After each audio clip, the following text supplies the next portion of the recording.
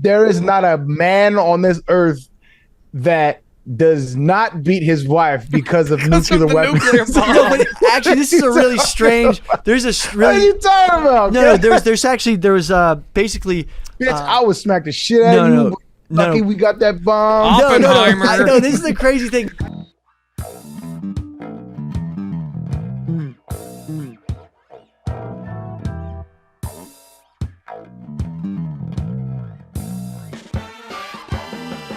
Well, welcome back to macrodosing, everybody. I do want to get into the Oppenheimer and the Manhattan Project stuff soon, but there's the unionization and the radicalization of the running back position in the NFL, where you saw a bunch of guys not get long-term contracts.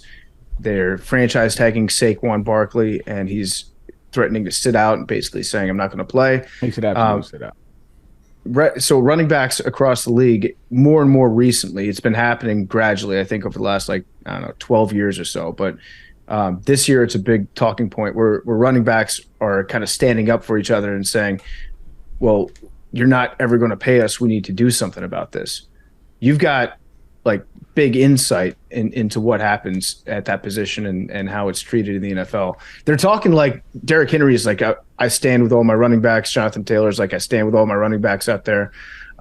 There's probably no good way to fix the problem because general managers have. What's that? There's a great way. You get rid of the franchise tag. You get rid of that shit. It does nothing. It's the only sport. It's the only major sport with it. Like when people are up for free agency, then you hit the market, right? It's the most restrictive thing in professional sports, and so all it does is that, right? It's to devalue your market value. That's exactly what it is, and that's why the owners won't get rid of it, because it does a good job of what it does. But also, all of these, I don't want to hear ESPN talking heads. I don't want to hear none of it, and maybe you were part of it too. But motherfuckers for a decade and a half, maybe 2 decades, have been talking about that the running back is devalued. The running back is dime a dozen. You can get him anywhere. You can pick him up in 3rd round. You can pick anybody up anywhere. Talent is talent, and you deserve to get paid. Like, dog, I spent 2 years behind a minimum salary because of that same thought process. And so it's like, and I hate the talking point that they have the shortest careers. They're the shortest careers because it's the hardest fucking position to play. And what I mean by that is, it is the one position in the NFL that if you the moment you can see the moment that there's a drop off in productivity. You can see the year it happens. There's he's not what he used to be, because it's so prevalent, because the physicality of it is not like any other position. Quarterback, you can get away with it for years. Receiver, you can get away with it for years. Lineman, you could get away with every other position. There's this cushion to where cats cannot play up to their best potential but still be productive. At the running back position, the metric is way harsher, and it's oh, he's dropped off. He's useless to us now, and it's a hard position to play. But for years, people have been devaluing the running back in the media, whereas the football used to be all about the running back. Remember back in the days of ED and Walter Payton, and played 13 seasons, and Barry Sanders and those kind of cats, where it was all about the running back. It always comes back to the running back. I say this all the time. It always comes back to the running back. Cold weather games, always gonna run the ball. Playoff football, always gonna run the ball and play D. That's how you build championship teams. All the championship teams are built like that. But it's the devalue of over years and years and years over the media, talking about how low value running backs are, yada yada yada. And now this is the backlash of it. Cats is working their ass off and they don't get paid. When you have rookies coming in making more than a running back will ever will, that has actually done good. There's plenty of time. You see running backs take over a game all the time, but they're not valuable. That's fucking stupid. It's just dumb. They're one of the most valuable positions on the field, but we just don't look at it like that, because it takes way more. It's a way more physical position. And so therefore your longevity of being at the top of your game is shorter. But for that reason, you should get paid faster. Yeah.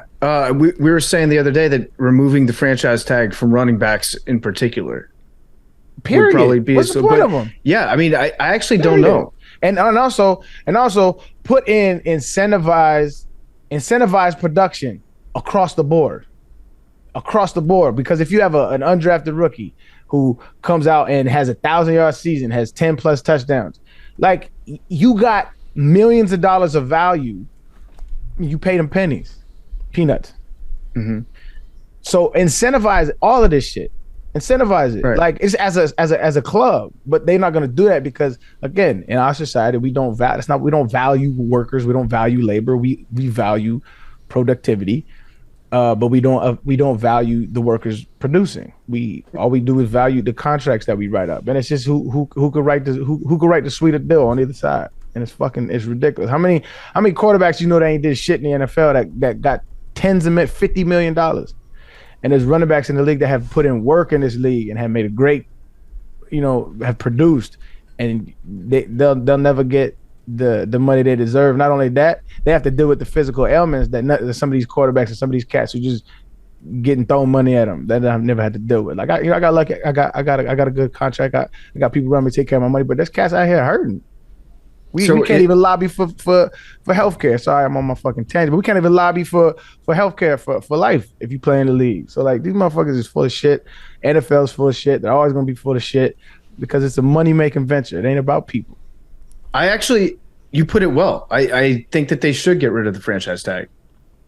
It's something that we've just grown accustomed to over the years, talking about, like, oh, they tagged this guy. Oh, they're going to tag this guy. It's become so woven into the fabric of discussing football and talking about the NFL and transactions and things like that, that we don't really think about what the franchise tag is or what it does or the leverage that it gives the teams over the players. I don't see a reason why we shouldn't get rid of the franchise tag. Pointless. All it does, it just helps owners devalue their players. That's all it does. Do you think if they got rid of the franchise tag that would lead to more running backs getting big long-term contracts, or that they would just say, okay, we won't re-sign you, we'll just go draft somebody else? Well, they could do that after the franchise tag anyway, so it doesn't... I know, but I'm saying, like, if you get rid of the franchise tag, I think what might happen in practice is you end up, like, instead of getting that 1 or 2 years where you get $12 million, whatever the percentage of the top earners or whatever the franchise tag is. I think it's 10 right now. Then you would just not get that at all, and then they'd go draft somebody in the 6th round. Do you think that you can draft somebody in the 6th round and get the production of a Saquon Barkley? I'm not saying that. I'm saying that that's what teams might do rather than, like, that's the gamble that they're willing to risk. That's their business. I guarantee you, there's a team out there who says, "You gonna let him hit the free market? I'll gladly pay him." There'll be a team out there that do it. That's what the free market is. Yeah, exactly. I think Arian's right in that there's that steep drop off in productivity for a running back once you get to a certain age, once you get a certain number of carries under your belt, where the wear and tear catches up to you. If you even take out 1 year of the franchise tag, where they're not playing under a long-term contract, that 1 year would be enough to get more running backs paid, because let's say you play 4 years, right? And that's too long off your rookie deal. So right now the rookie deal is 4 years, right? I depending on round, I think that there's different. Majority is 4 years. Mine was 2.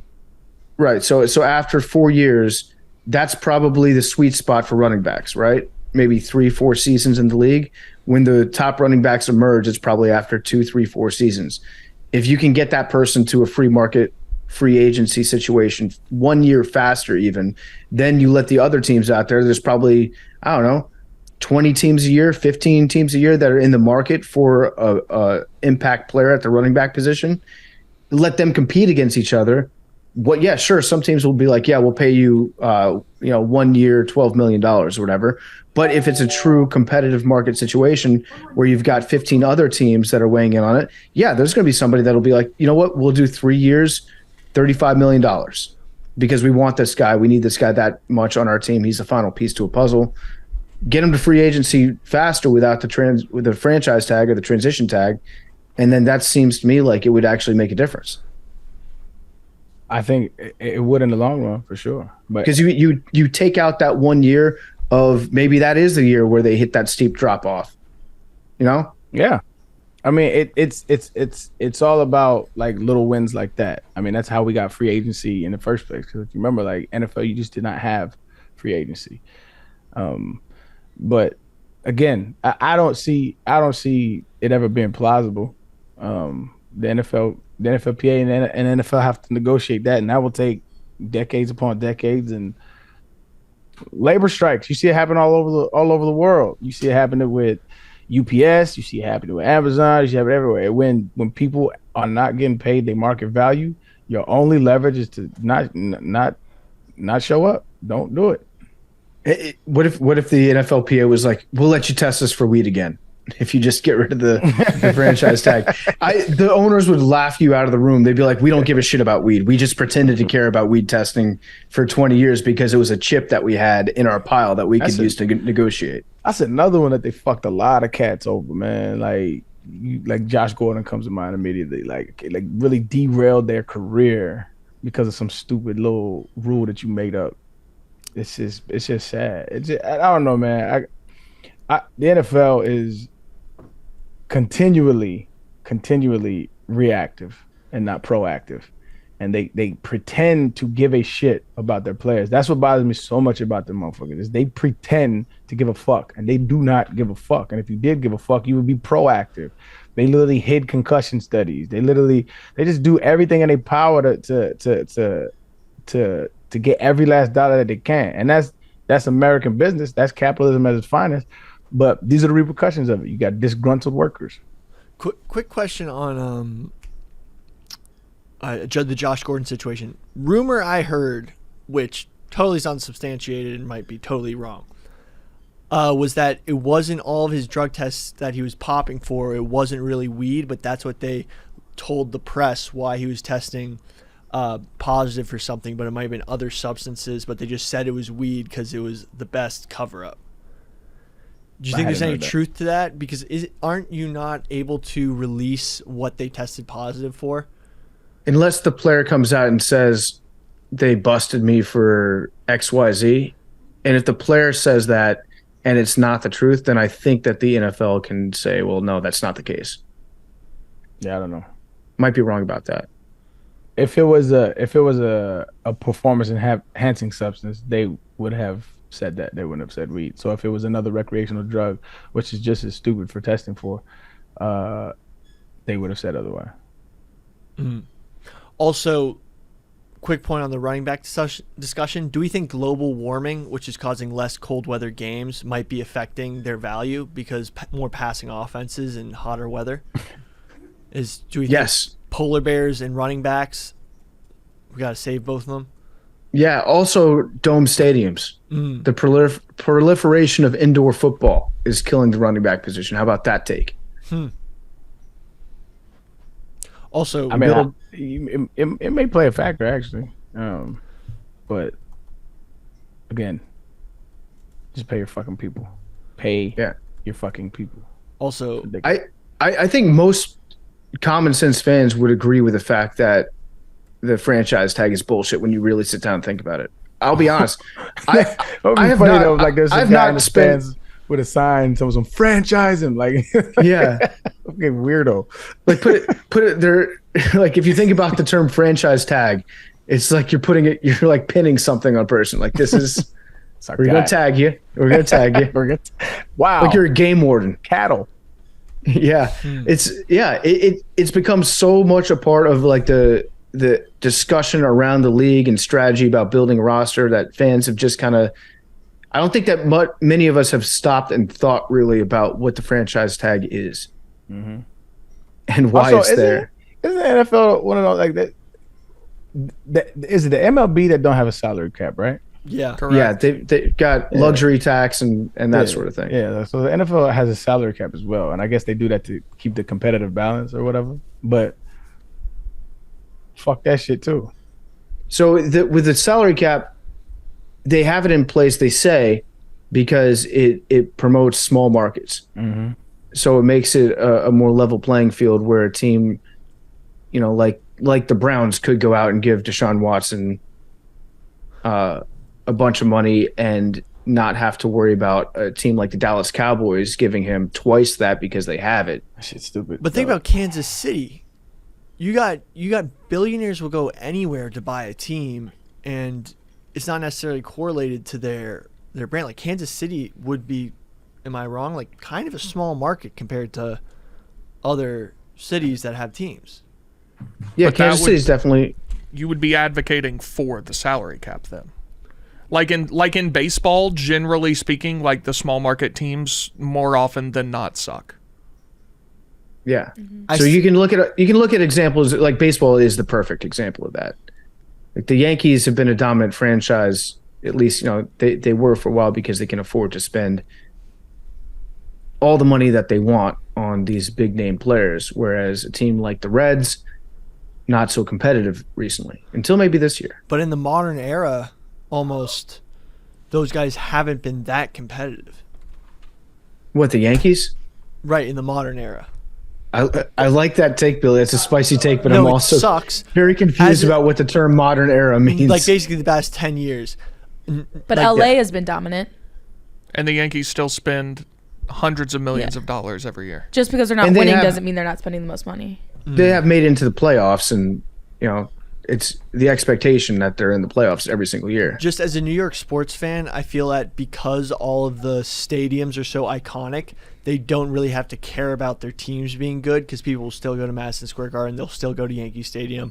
MetLife, not so much as like a historical place that's like, but they still will, go. There's still enough companies that have boxes that are located in New York City that they'll still have enough people spending the money to go to all the games. So like, You're talking matter. about the Yankees like they don't spend money. Their payroll this year is $186 million. Right, but but that's just the minimum to do is just buy great talent. They won't actually concentrate on winning with that talent. I mean, they're trying to win. By the way, that was just the 26 man. Their total payroll is 280, not 186. Wow. Isaiah Pacheco was one of the guys that I was reading might never get paid, and that's like crazy. He's 24. He has 2 more seasons under his rookie deal, and he can't hold out for his final season, and the Chiefs can tag him. He might not hit free agency till he's like 29, which is insane. Shout out Carrington Harrison for DMing me that. It sucks. It sucks for those guys. You feel for them. So yeah, listen, I think I'm an anti-franchise tag guy now. I think I'll join that movement. Is there any real way that the franchise tag actually ever goes away though? Wasn't it just implemented for quarterbacks? Specifically, wasn't that like No. Like, what would have to happen for them to actually get rid of it? Like, would the NFLPA have to go on strike or something? So a couple of things. One would be, the threat of a strike as a bargaining chip. It's about what chips do the players have right now? What can they use as leverage? What can they afford to give up? Because the players would have to give something up to get rid of the tag because the owners aren't going to give away a cost-cutting tool for nothing out of the goodness of their own hearts. Like Mad Dog, how we were talking about like the weed testing thing. Right. Owners don't actually care if players smoke weed. Right. They don't. But they pretended to care about it for a long time because they knew that if they were to dangle that in front of the players and say, hey, we'll get rid of smoking weed tests if you guys agree to an extra game in the season or something like that. So they use that to get their leverage. The players' leverage is somewhat limited right now. Basically, the players could say, we'll play an 18-game season if you guys get rid of the franchise tag. They have all the leverage in the world. The players, they kind of do, but they don't really know how to use it that well. It's the easiest shit you could ever do, which is nothing. Which is not work, but that's hard to implement. Sure, but ain't nothing good happen. I mean, that's what happened with our lockout season. Yeah, we sat out. We was sitting out until they met certain demands. But I don't think motherfuckers care, right? So just as much as I bang on NFL owners, I also think players are in that ballpark as well. A lot of the current players, they don't give a fuck about the I guess the fraternity of NFL football players, right? Mm-hmm. When you see some of these older cats, and like I said, I'm lucky to have made it out the way I did. I'm very active. I'm good. My body's in good health. A lot of these cats are not, right? And a lot of these cats, everybody that plays in the NFL ain't a millionaire. Mm-hmm. It's just how it is. And so a lot of these current cats don't give a fuck about people who play before them. They want to lobby and negotiate for shit right now. And so there needs to be a larger effort on the NFLPA's part to say, yo, we need to put this in here. Like, we have to have this. Mm-hmm. But I don't think they care either, or else they would have been talking about it. Or it'd have been a major issue. I don't never see it as a major issue. And like I said, they're always going to lobby for what their bench interests are, as they should. But there has to be some solidarity on the front. And I don't think there ever is. I don't think there's going to be. Mm. From your perspective, Arian, if that was the deal that came to the table, we'll add another game if you get rid of the franchise tag. Do you think that would be a fair deal for the players? No. Hell no. If you add more games, then you add more risk for injury. So if you're going to give me more risk for injury, you got to pay me more. Mm-hmm. That's the only way it makes sense. You got to pay me more. The mindset of giving something up that will negatively impact you and your health in exchange for getting rid of the franchise tag isn't nearly as appealing as the prospect of just saying, because we're going to go on strike if you don't get rid of the tag. No, because you have one guy per year that gets franchise tag, correct? Each team, yeah. So that affects such a small percentage of the whole NFL that it's not worth leveraging an entire game, which does affect the entire NFL. So if you're gonna give me some, we're not playing with the same bargaining chips. You know what I mean? So that's why I say you pay me more. Like, the fact that we get paid like such a small amount for playoff games is insane as well. It's like 20 grand or something a game, something like that. That's ridiculous. That is absolutely dog shit. And like, when I'm talking about this, I'm talking about this in relative terms. So I don't want people to think that I think $20,000 is not a lot of money. That's not what I'm saying. But relatively to like a player, an average player's current salary, it's not enough to compensate for the amount of money that they make for that game. Advertisers, all of that shit. It's not enough to leverage. Like, they're making way more off of us than we are making for playing. And so when I'm talking about it in relative terms, in order for me to make another game, you're gonna have to pay me for that shit. Franchise tag is just not ethical. It's just not an ethical thing. Your leverage, that should not be on the table. We should just be talking about how that shit needs to get done away with. The only player that it helps, it would have helped somebody like me. When I was getting talked about getting franchise tag, there was a different kind of tag I got tagged, and I forget because it's been years, but it was still a minimum salary, but I wasn't even eligible for a franchise tag. They could have tagged me in 2011 with something, which they did, which I played for a minimum salary, and then the next year they could have franchise tagged me again. But I forget what it's called. But they just did the right tag. No, not a transition. I forget what it's called. But there's another kind of tag where it was just I was getting paid big minimum. 2011, same thing. 2010, 2011, I was I think I was the most productive running back in the NFL, and I got paid a total of, I think, $900,000 for both years. Whoa. Which is fucking ridiculous. But I think I can't remember what it's called, but they could do that twice. They just did the ethical thing, right? They just said, look, he works his ass off. They knew how hard I worked. They knew how, how reliable I was, and they did the right thing. But there's nothing ethical about a franchise tag. If somebody can, I'm open to it. What the fuck is ethical about a franchise tag other than you're just willing to take, a year off of a cat's career and not pay them their market value? So it would have, for me, coming along those first 2 years, those first 3 years, making under $1 million and having massive amounts of productivity of anybody in that position in the entire NFL, and then saying, okay, you're going to franchise tag you, we're going to give you the whole, I think at the time it was like $8 million was the average salary of all, top five. I think that's how they do it. So if you was to tell me back then, you're going to pay me $8 million for that year, I was like, shit, they can sign me up. Right. But if you're a first rounder who's already seen that kind of money, you understand that there's no guarantees in that contract, right? So there's nothing afterwards. So you're not getting taken care of fairly. And so there's nothing ethical about it. If somebody can make the argument, I'm down to listen. But that shit is they're just robbing people of their time and their careers, and they're just trying to save money, man. So you mentioned the playoff payout. I think they did just recently increase it. So now it's it's 41,000 for the wild card teams, and then 46,000. It's about 46,000 if you're a division winner playing in the wild card game, and it's 41,000 if you're a wild card team playing in the wild card game. But if you extrapolate that to how much, like 40,000, let's say average, we'll just call it $45,000. $45,000 for players in the wild card games times 17 games. That comes out to a $765,000 a year salary. And there are players that are on the field that are making, 10, 20 times that amount of money, yes, if not more. Yes.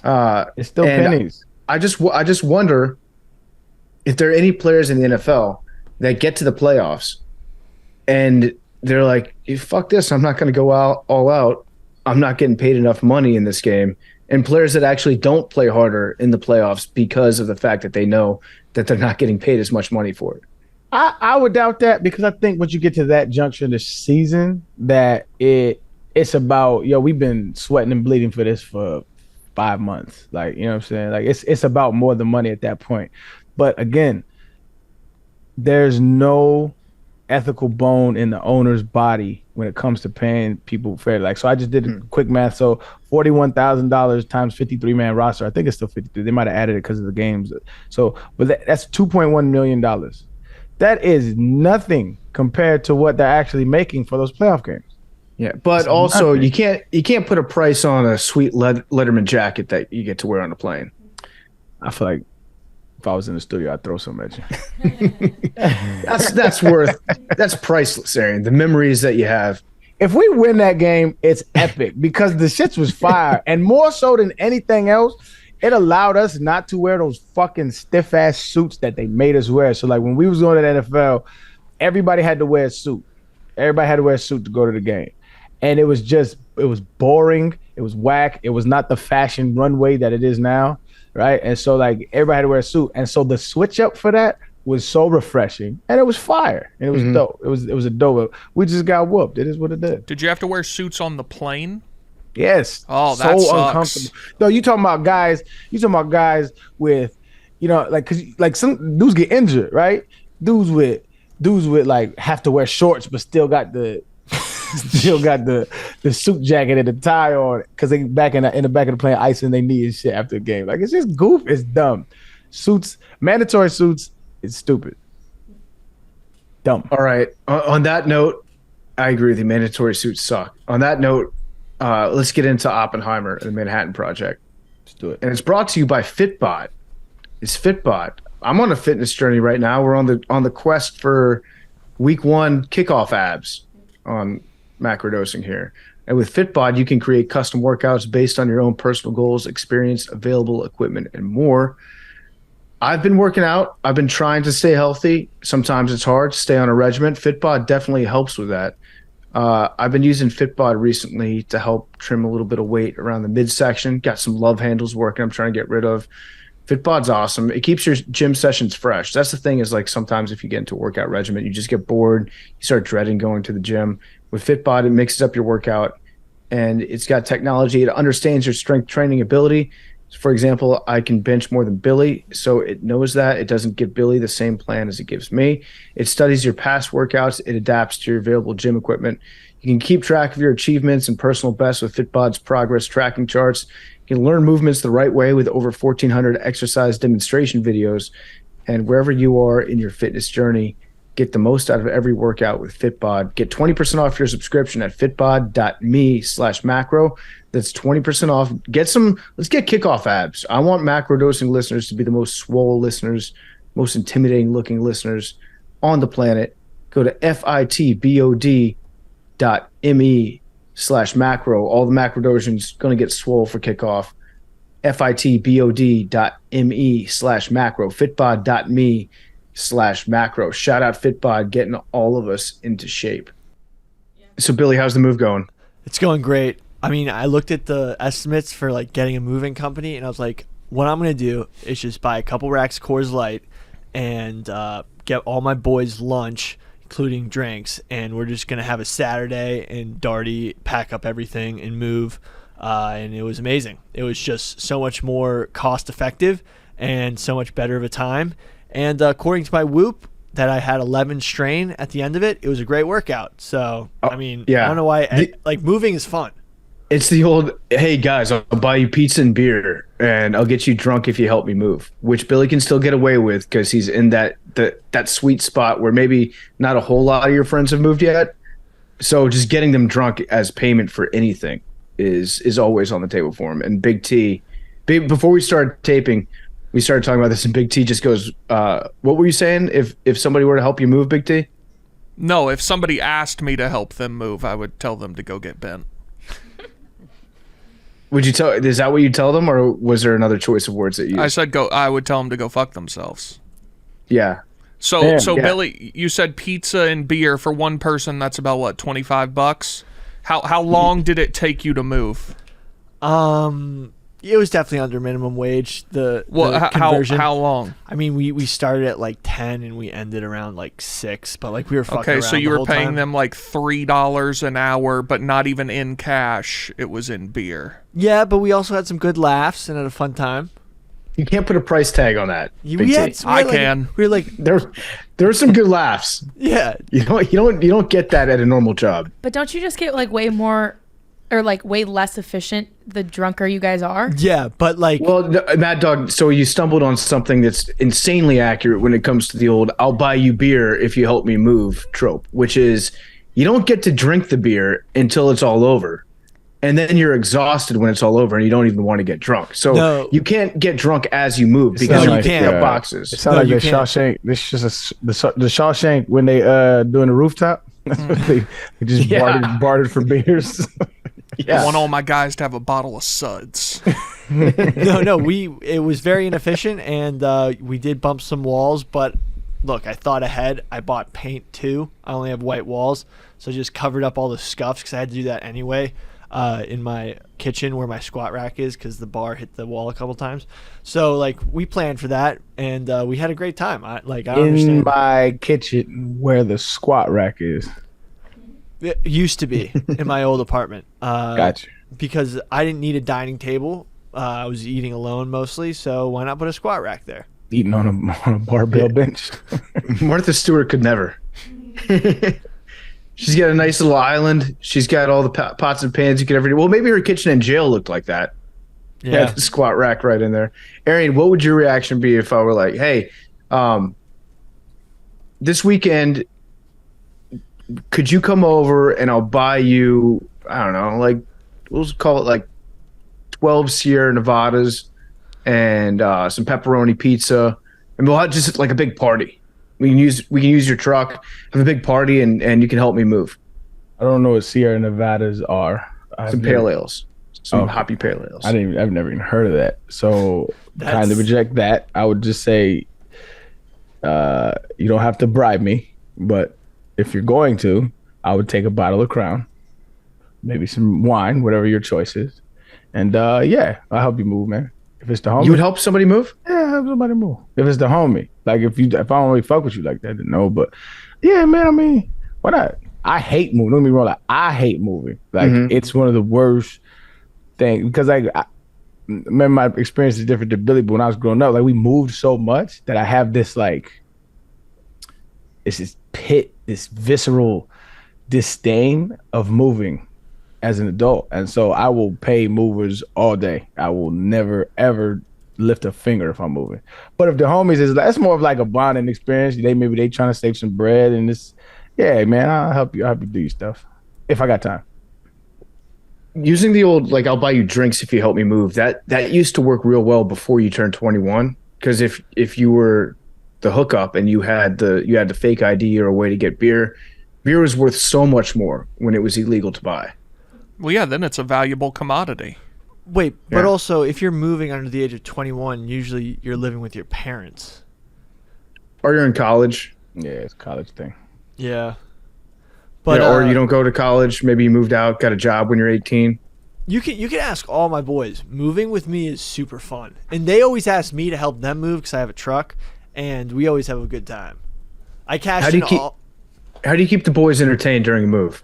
We just sometimes sit down and talk about how we're gonna move something while we're drinking beers.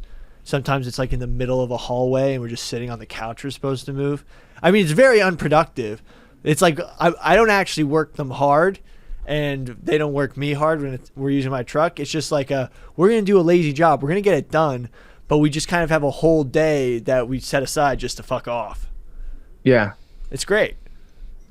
It does sound more about kicking it, bonding, than it is about moving. It's like we'll take like 7 hours to do it, and we'll probably only do like 2.5 real hours of work, but it's a great time.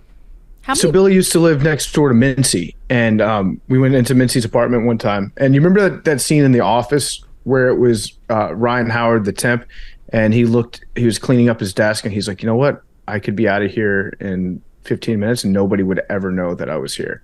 That's what Mincy's apartment was like. Mincy could move out of a place in probably half an hour and just be gone.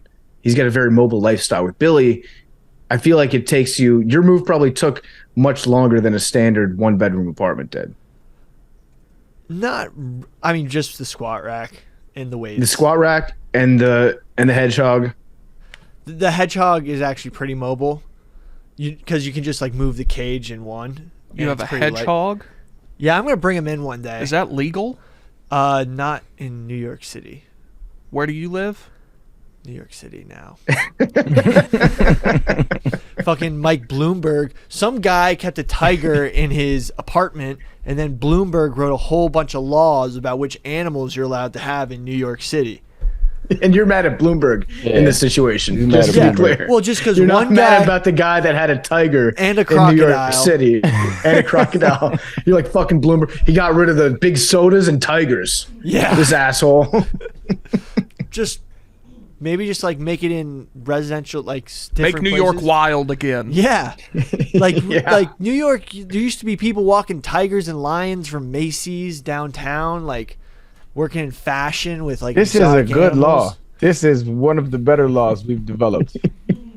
Wait, Billy, you're hearkening back to the days of yesteryear when a man could be a man in America and walk his lion down Fifth Avenue. Yes. Is America really free if I can't have a tiger on a chain? Make America great again. I'm just saying. Or like flamingos and shit. Like people had all sorts of stuff. Kind of sounds like Bloomberg hit it out of the park on this one, to be honest with you. If I was Mayor Adams, hey, you looking for some votes? So I've been like slightly paying attention to Mayor Adams in New York as much as I can. Is he the weirdest mayor in America? He seems like he's a very, very strange guy. No, I'm actually a big Mayor Adams fan. He like okay, so yes. No, but he's like he is getting shit done. He's not putting up with the bullshit of, the New York media, a lot of the bullshit in like the some of the small time politics in different areas. He's just getting shit done. He's a rational person. He's not really abiding by any main, like he's not just doing some bipartisan, like not bipartisan, but partisan politics things. He's just getting shit done. And I what is he getting done? He's rational about certain issues in New York City. It's like he's not in denial about some of the problems and just sweeping it under the rug. Right, but he can still be a weird guy. Yeah, he may also live in New Jersey, but who knows? It's probably so that he can have his hedgehog. Yeah. Can't bring that shit across the Hudson.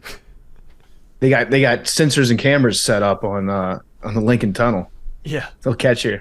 All right, fellas and ladies. What's crappening? What we got going on? We got a big episode today. I'm very excited to talk about this, by the way. It was crappening? Yeah, what's crappening? You like that? Was that like a mashup of, did you fuck up? That's like... No. What's crappening? That's a thing? I've never heard that. Like, I got it from Joe Dirt. Oh, okay. I didn't. Have you ever seen Dave Chappelle's bit when he's talking to his white agent, and he's like, sometimes they don't be up on the lingo. So she says sometimes I like to fuck with him, and he'll be like, "All right, man, I'll holler at you later. Zip it up and zip it out." And he don't know what to say, and he'll be like, "Zippity doo dah, Dave." Yeah. Classic bit. Yeah, I have seen that, but no, it's Joe Dirt. It's a classic movie. I think I messed up Joe's Dirt with Joe's Apartment. That was a thing? Joe's Apartment. Remember what Yeah, that was back in the day though. Joe Dirt was David Spade with a mullet. Played this old janitor from the South. Christopher Walken's in it, I think. It's a good movie. It's very funny. It's crapping in. What's crapping in? We got anything cool going on? I'm excited about today's episode though. It's we're gonna talk about Oppenheimer and the Manhattan Project. I got my tickets to go see Oppenheimer on Friday. Gonna go with Donnie. Check it out. 3 hours long. So pray for me. That's a long movie. I didn't know it was 3 hours. I'm gonna check it out. I haven't already got my tickets. Is it gonna be a blockbuster like that? I think so. Yeah.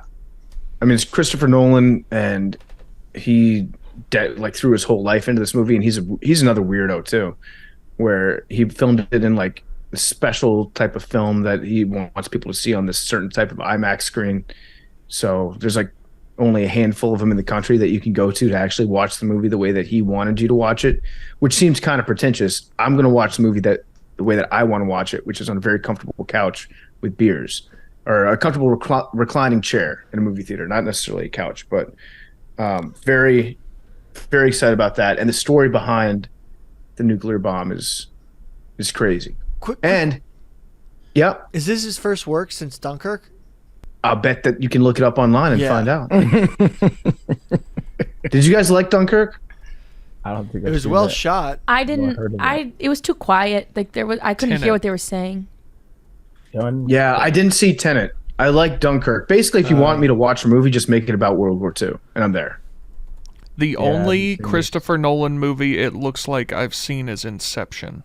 Harry Styles was in it, Maddie. That's why I saw it. Why do you think I would see a was it World War II? I don't know. I didn't even hear this movie. There's no world in which I see Dunkirk without Harry Styles in it.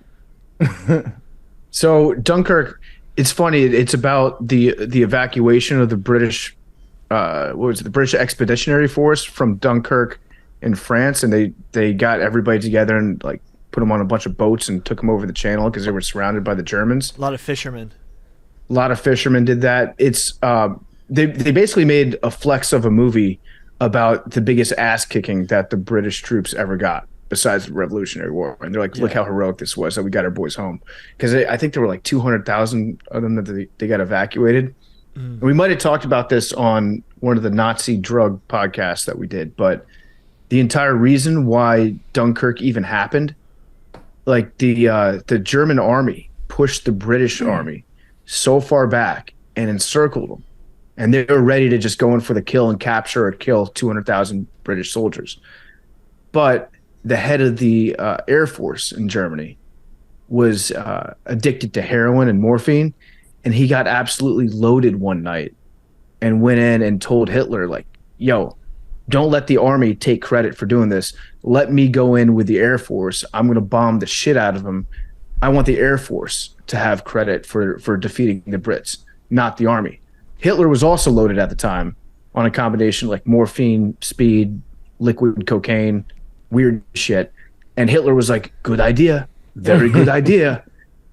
And he made them stop. He told the army to stop. He issued the most famous halt order of all time, made them stop their entire advance because he was fucked up and his head of the Air Force was fucked up too. Made them stop, gave the British army like 2-3 days to start to regroup, organize this massive evacuation before the Air Force came in and bombed them. And then the British army, for the most part, got home. All because of a little thing called heroin. How about that? Shout out to opium. Shout out opium. Dude, I was reading this thing about Hitler's doctor who was like just experimenting on him and just shoot. Like, Hitler was one of the first people to do like steroids. Morel. They were shooting him up with like cadaver testosterone. Yeah. That's the dude's name, right? Yeah, I think so. He was an absolute quack. My favorite story about him is he was like Hitler's right-hand guy, and Hitler was like, yo, I need my doctor to come in and give me my medicine. I don't know if Hitler knew this at the time, but the doctor was shooting him up with meth and all sorts of crazy experimental drugs just to make him feel better. And so this doctor was spending so much time around Hitler and Hitler's staff of generals and sergeants and people that were in the military. They started to get he started to get FOMO and jealous of not being in the military because he was around so many cool army dudes all the time. So the doctor invented himself an army uniform that he would wear as Hitler's doctor. He's like, yeah, this is the official military uniform for Hitler's doctor. And all the generals looked at him when he walked in wearing that, and they're like, get the fuck out and never put that on again. He's like, okay. I'll just go back to wearing suits. Yeah, like one time they shot up Hitler with some shit, and like Hitler just screamed at Mussolini for like 5 hours in order to convince him not to leave the war. Yeah, Hitler was so messed up in that meeting, and yeah, Mussolini didn't get a word in edgewise. Hitler just like stood up, paraded around the room.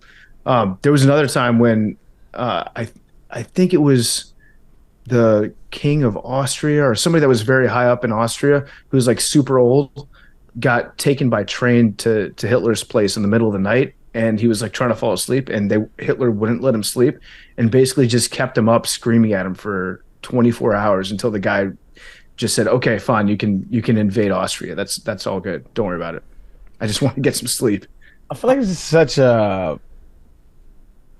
big piece of left out of Hitler's story is that he was always high. Like we just don't talk about it enough. Like it's always like dude was fucking crackhead. Oh, there's a lot. There's a whole list. There's 30. I'm on the Wikipedia page for the doctor right now. There's 34 substances, and some that will stick out to people are cocaine, adrenaline, bromide. Oh man, Pervitin, which is the meth. So he's on cocaine and meth. I'm trying to see. Yeah, testosterone, propionate. Tons of other stuff that probably people won't know what it is, but basically they shit. also fixed his diarrhea by giving him a pill that had a healthy person's shit inside the capsule. Oh yeah, well that's probiotics. Yeah, it was old school probiotics. Did you? I could see Gwyneth Paltrow getting back into all this stuff. By the way, like eating actual shit. No, there was someone who used a turkey baster and someone else's shit to cure their serious diarrhea in, like, I forget the exact story, but there was a scientist who was helping cure like malaria in Africa, and he was having terrible bowel issues, and he stuck someone else's shit up his own sphincter and cured it all by changing his gut bacteria to some locals who's adapted to the bacteria using their excrement. Like, that's wild. They shoved someone else's shit up their own ass. Yeah. Like, what? Circle of life. Wonder if he was just like, if he ran that by anybody and told him the idea first. It's like, hey, yo. He's like, I don't know about that, fam. Look, nothing was working, but you got to hear me out. This worked. Explain that to a fellow doctor. It's wild. Basically like human centipede, except if you reverse the positions of people, you just sew their buttholes together. That's a good horror movie. You could only do that once. What if you kept feeding them? Both people. That's an old Wu-Tang thing. Okay. But like, there's no, if you're, you sew their buttholes together, you can only do that once. They have a I think it was on 36 Chambers. 36 Chambers. He was like, I put your nutsack on a dresser, just your nutsack by itself, and bang them shits with a spiked bat. He said, and I'll sew your asshole up and keep feeding you and feeding you and feeding you. What the hell? It was just, it was just clowning on some like the worst ways you gonna fuck somebody up. It was a skit called Torture. Torture. There you go. Yeah. Didn't he also say he was going to do something like stick an iron on a stove, get it real hot? Real hot. Yeah. Yeah. Damn. I haven't even thought about that shit in a decade. It's a great album. They should bring back rap skits. I feel like we don't have rap skits anymore. Okay, best rap skit of all time, dog, and nobody knows about it, is Ghost Weed.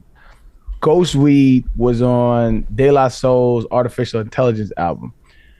Ghost Weed was this dope, like there was 3 different skits across the whole album, and it was like people standing around, and the whole premise of the skit was like, you stand around, there's this dude who's selling something called ghost weed, and if you hit it, you start rapping like some of your favorite rappers. And so like they would have just random people that can a cipher talking about somebody. I'm about to rap like Pharoah Monch. I'm about to rap.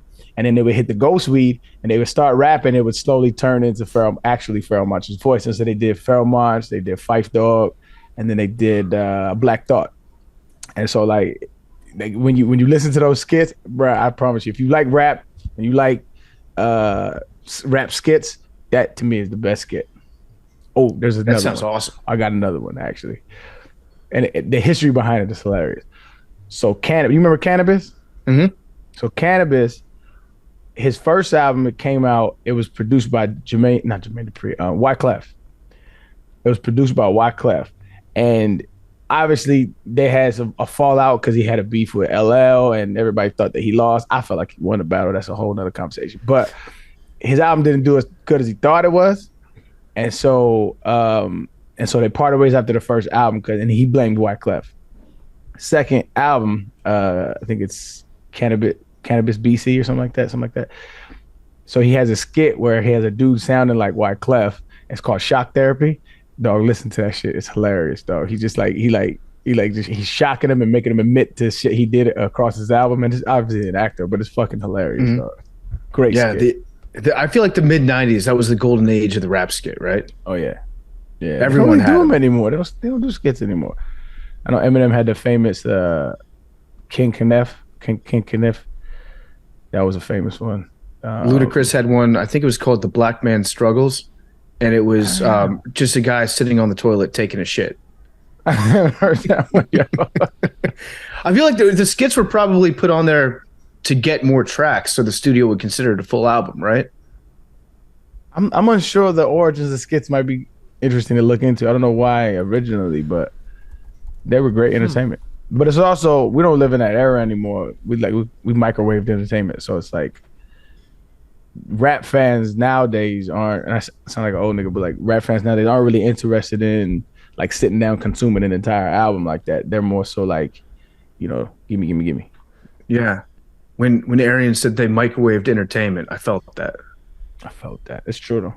Yeah. That's why I'm not like an old head hater as far as like rap nowadays. I think rap has always had its shitty music, always, and it's also had its classic music. Looks like now I think it has some shitty music, but also has some classic shit that's getting put out.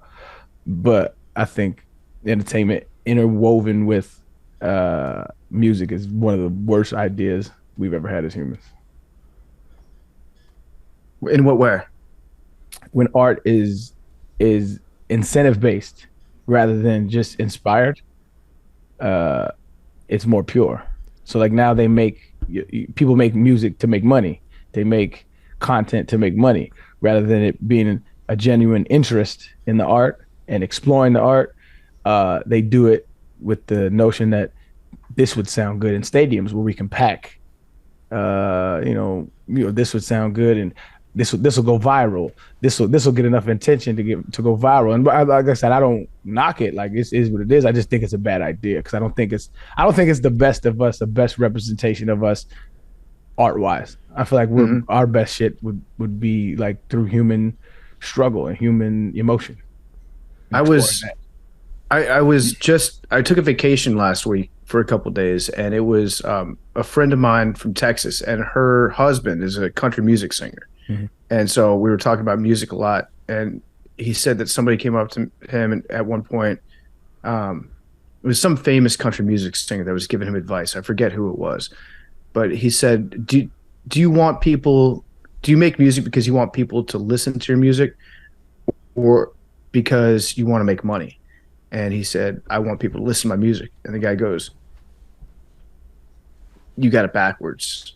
If you want to make money, then the result of that will be that more people will listen to your music. If you really want the most people to listen to your music possible, the best way to approach it from a business standpoint would be figure out how to make your money, and then that will translate into your audience growing. Yeah.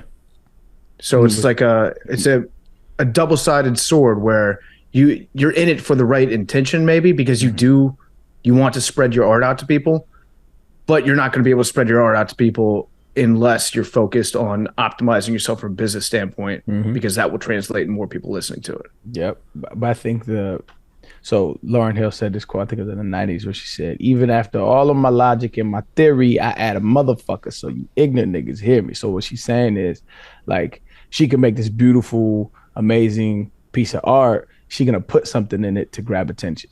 And that's what he's referring to. And I theorize that if we had a mentally and emotionally healthy society, you wouldn't need to grab that attention.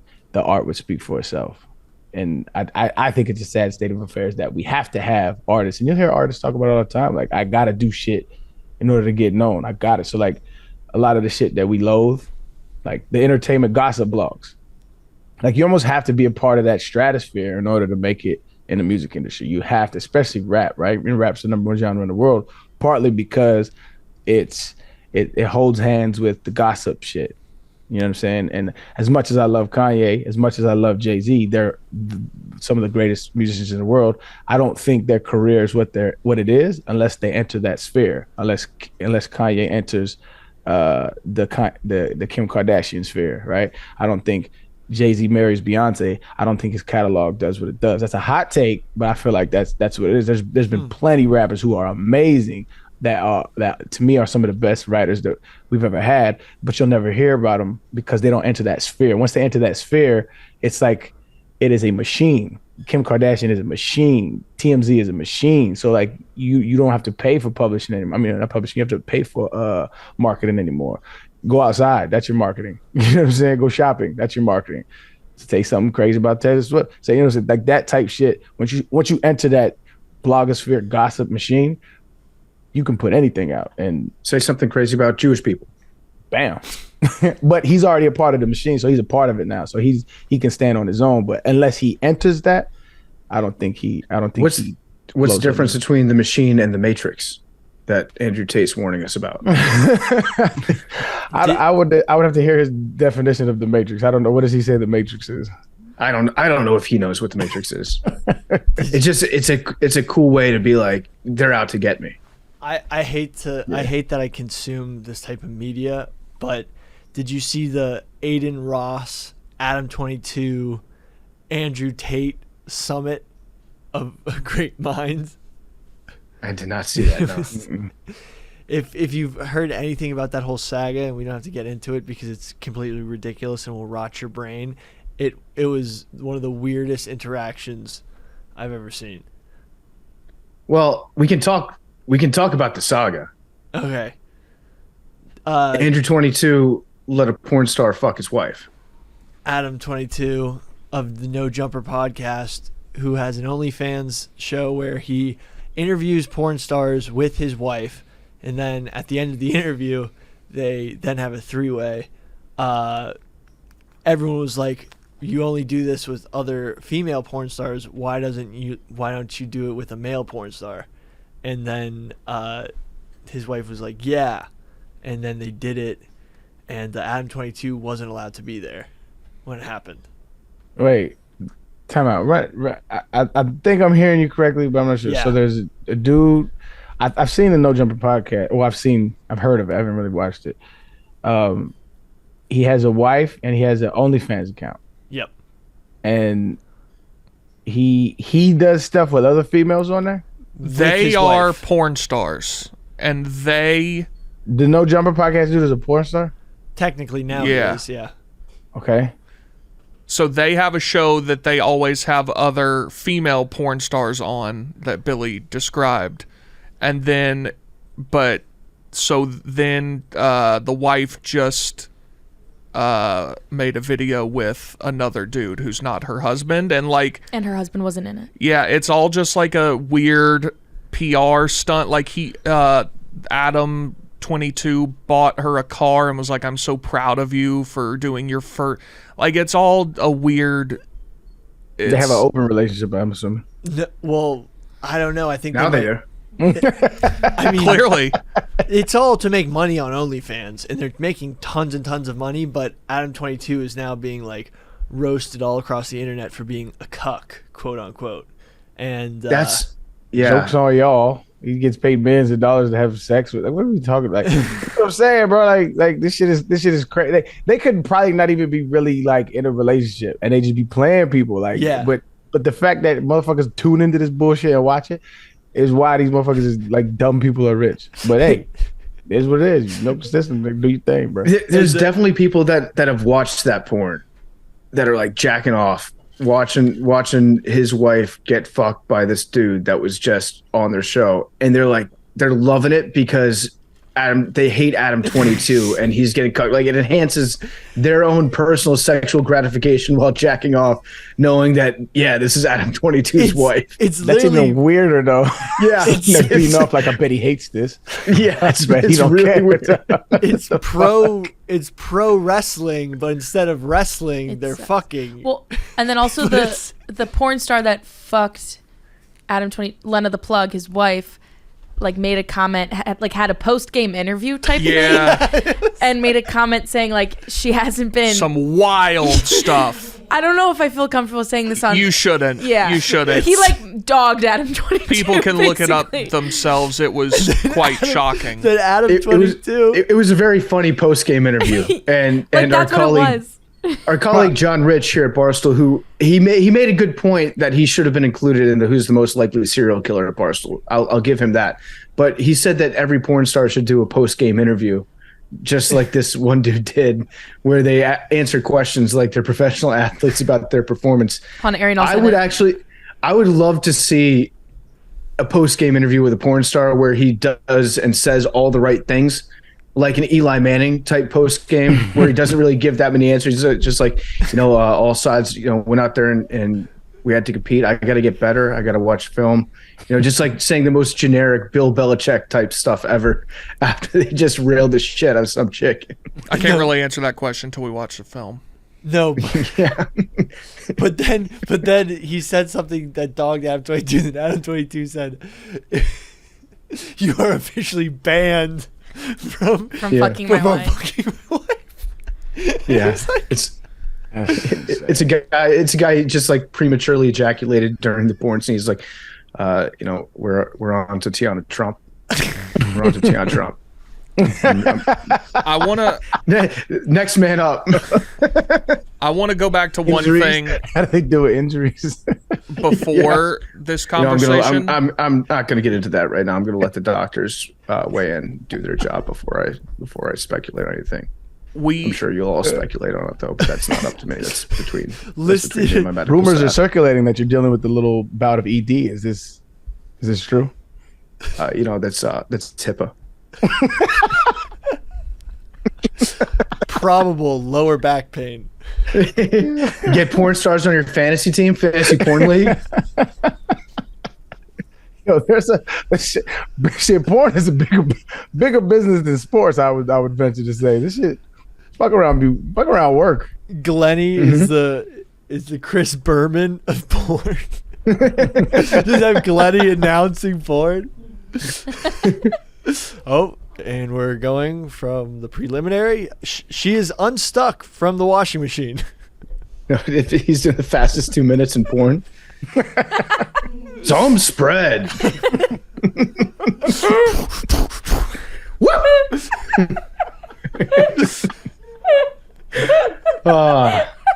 Good times. You were saying something, Big T. I'm sorry. I thought we were done with that conversation, but then we had porn Chris Berman. We breezed way too quickly past PFT mentioning that he was on the beach drinking Mai Tais with a country music star. Did I say I was on the beach drinking Mai Tais? Because I don't recall saying that. Were you on the beach drinking Mai Tais? I was on the beach drinking. It's on a beach in Mai Tais.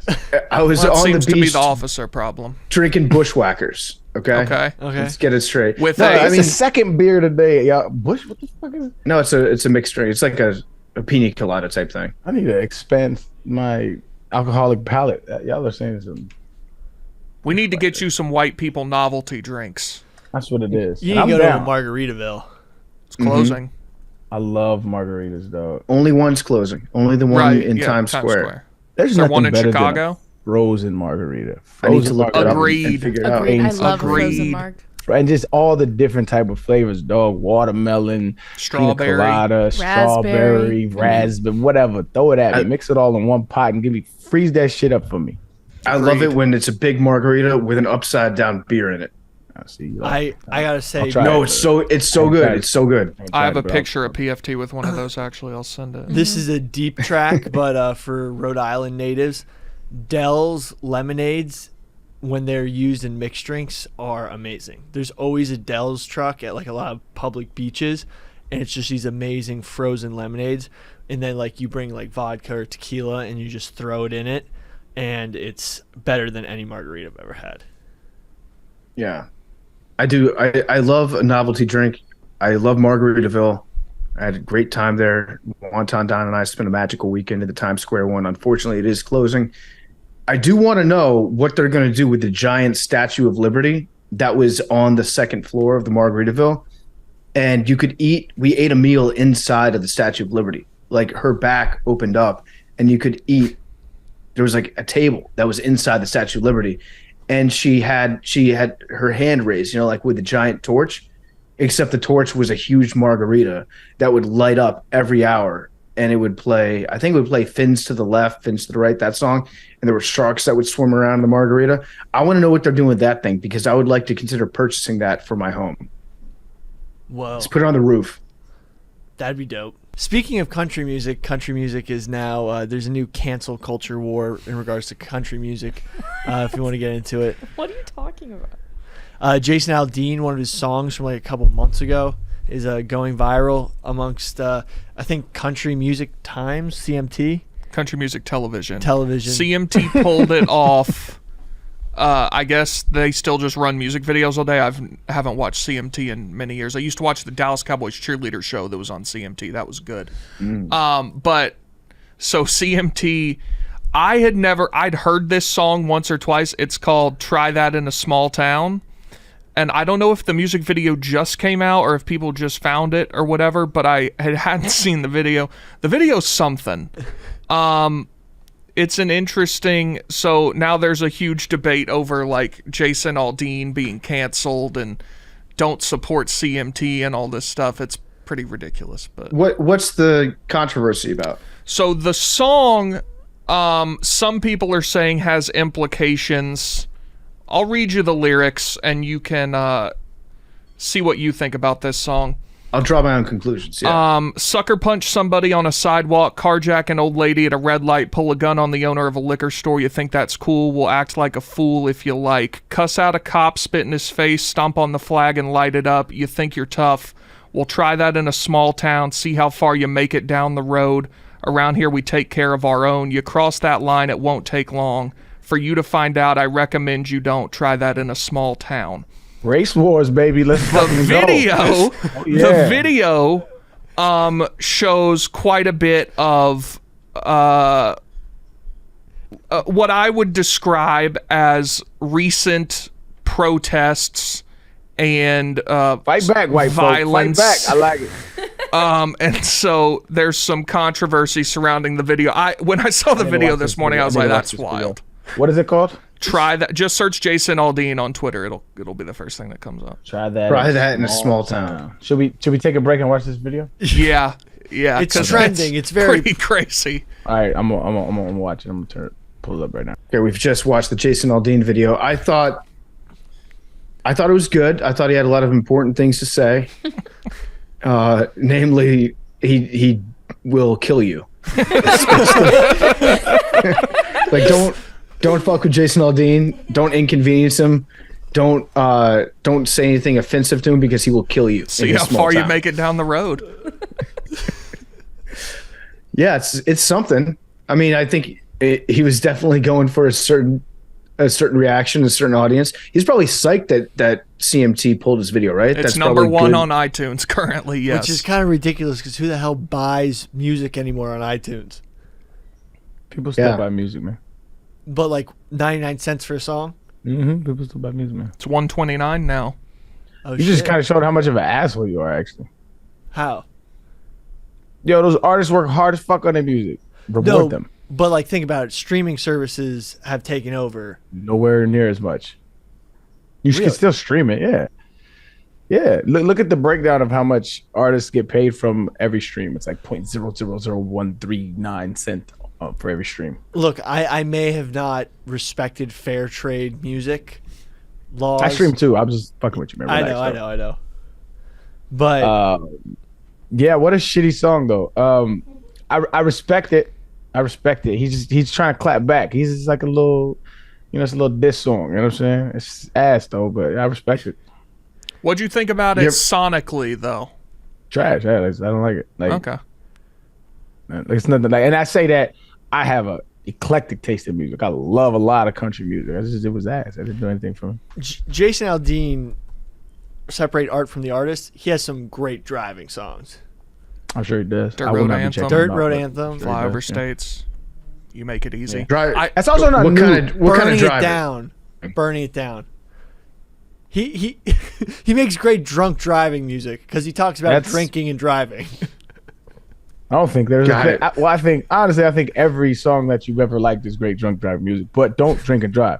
But this is also not new though. So like he did like a very soft rendition of I got into it with a few MAGA rappers back when I first started like streaming like politics on Twitch. I debate people.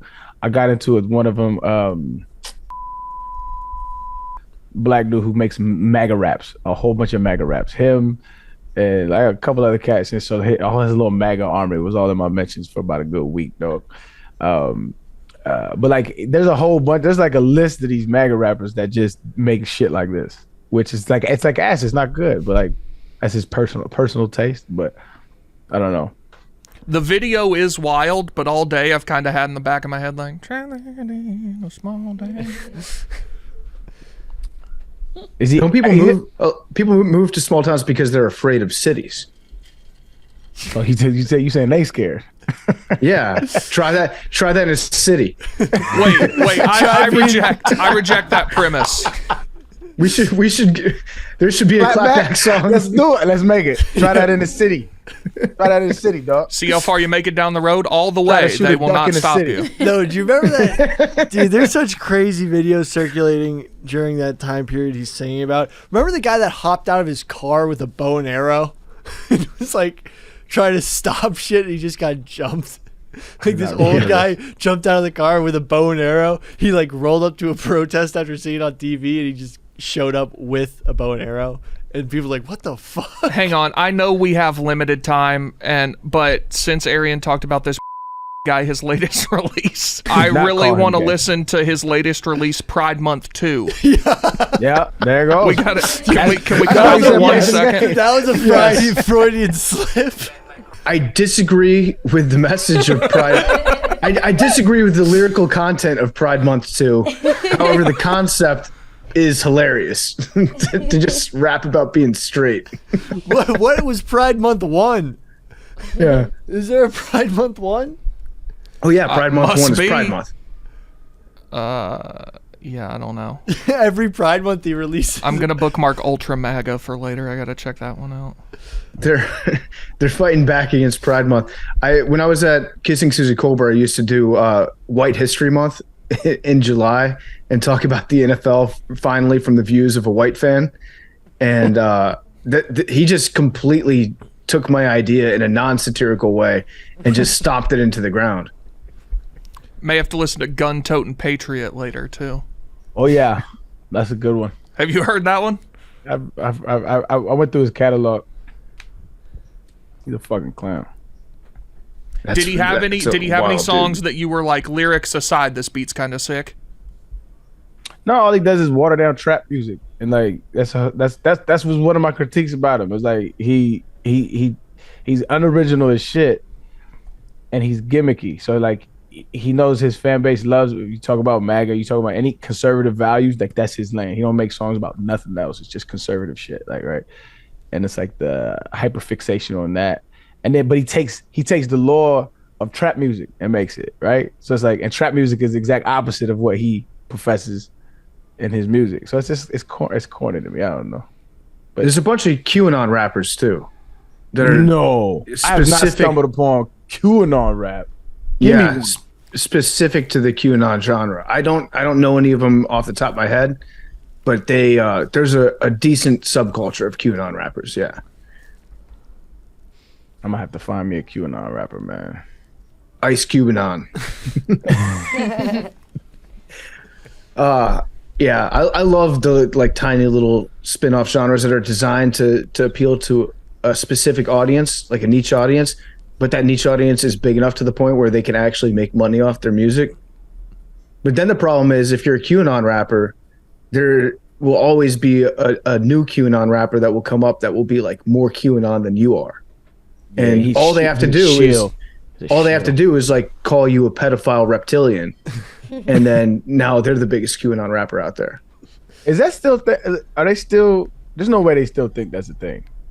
Yeah, no, it's evolved a little bit. What's the evolution? What's new on the Q front? What's I don't know. I don't know what's new on. I think that they're waiting on charges to be pressed. They're waiting on Hollywood to be arrested now. Well, on the reptilian front, which isn't very specific to Q, they say that the lady actually saw a reptile on the plane, like a reptilian. Yeah. I mean, it's interesting that the camera never panned to show the person in the back of the plane, right? And like we still haven't found her.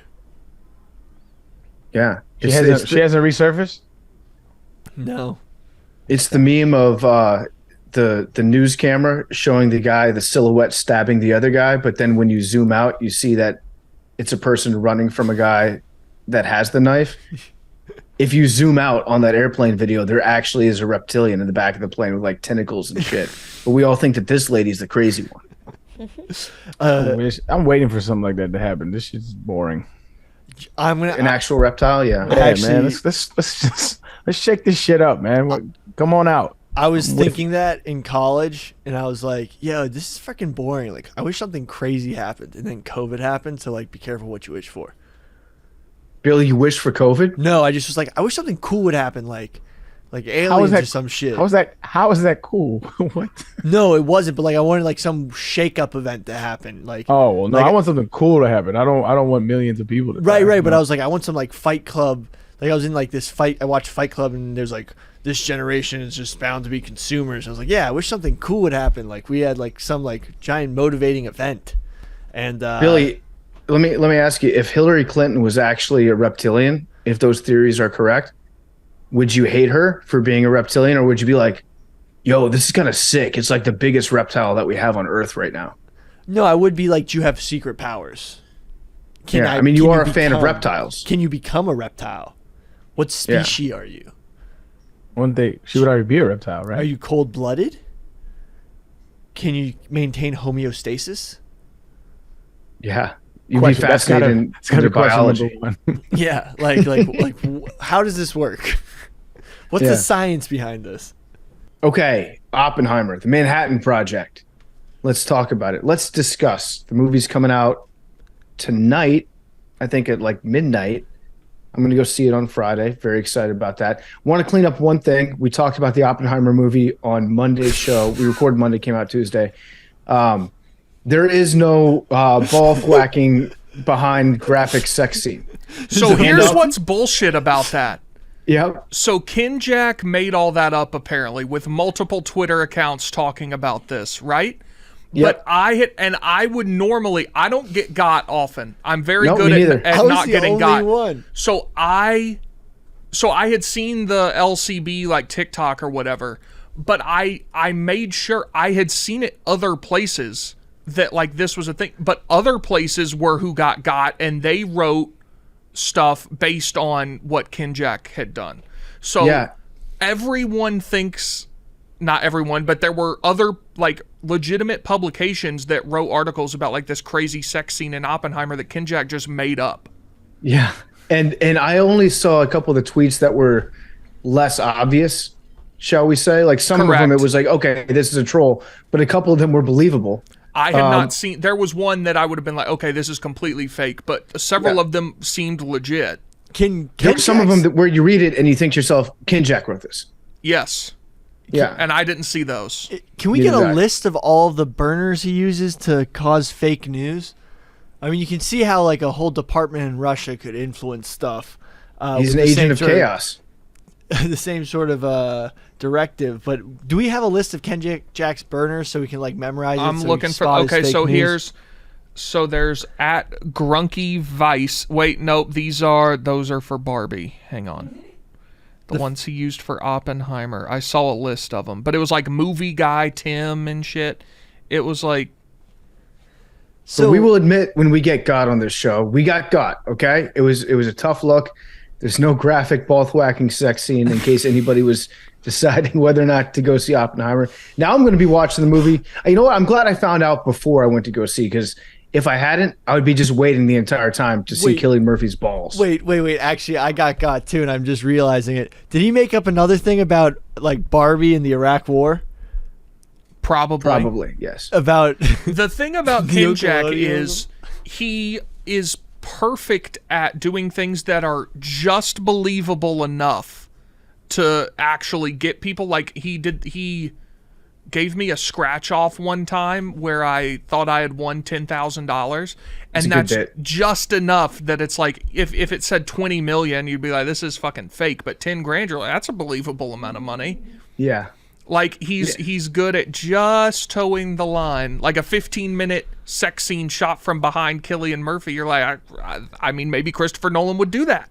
Well, I didn't think that it was full 15 minutes of the same shot, but I thought that it was maybe a long, like an extended sex scene that featured that shot prominently. So, hey, hats off to Kinjak. He did a great job. Very funny, good work. But, we did get caught. I'm not going to make excuses. Okay. We got caught. I'm relieved it's not in the film. Yeah, me too. Okay, the Barbie, there isn't a scene in Barbie either where Barbie's deployed GI Barbie in the Iraq War and commits war crimes. That one seems a bit more obvious. You should have known that one. I know, but I didn't realize. But like, there were so many accounts that were like, I didn't know there would be such a neo-colonial critique in the Barbie movie. I tell you what, though, Margot Robbie Iraq War movie, I will pay to see. Absolutely. Yeah, Margot Robbie anything movie. Margot Robbie doing algorithm. What? What was that word you just said? You have to finish your words before you laugh, or else we can't laugh with you. I know. I'm sorry. But there was a female soldier in Iraq who did a bunch of fucked up shit in a prison, and that would probably be a role for Margot Robbie. Abu Ghraib. Yeah, hard to pronounce. Yeah. Oh, you're describing war crimes. Yeah. Okay. But that's what they said. All right, so Oppenheimer. There's also real quick. There's also a lot of backlash on the right stratosphere pushing back on the Barbie movie, saying that it's communist Chinese propaganda. Wait, is it really? Yeah, they're saying that there's like I guess a drawing of some map in the movie with a crayon, and it's like oh yeah, they include Taiwan as being part of China. Yeah, part of China. Oh, and man. And Ted Cruz came out and said they have no right to that land. Yeah. ESPN got in trouble for that when they were doing it. Was it a game over in China, an NBA game in China, like a couple years ago? And they put a graphic of China up behind the newscaster, and it had a 7-dot line around Taiwan, including the South China Sea.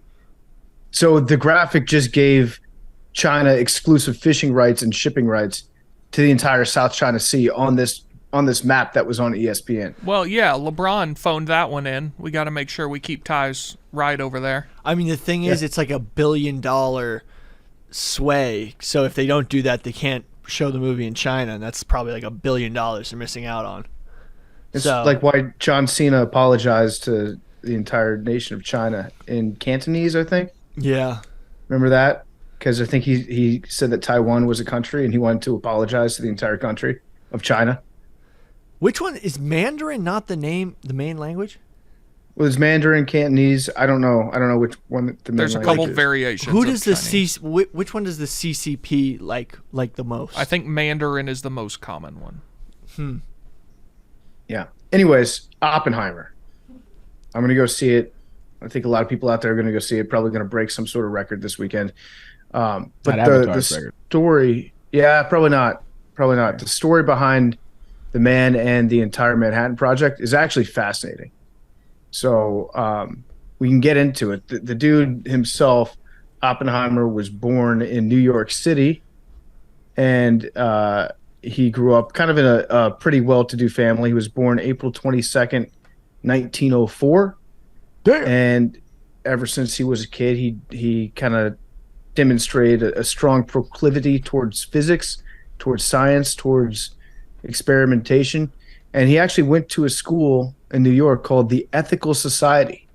The Ethical Society School is where he went, which was kind of a new breed of school that was designed to teach kids about making ethical decisions in life. Huge nerd.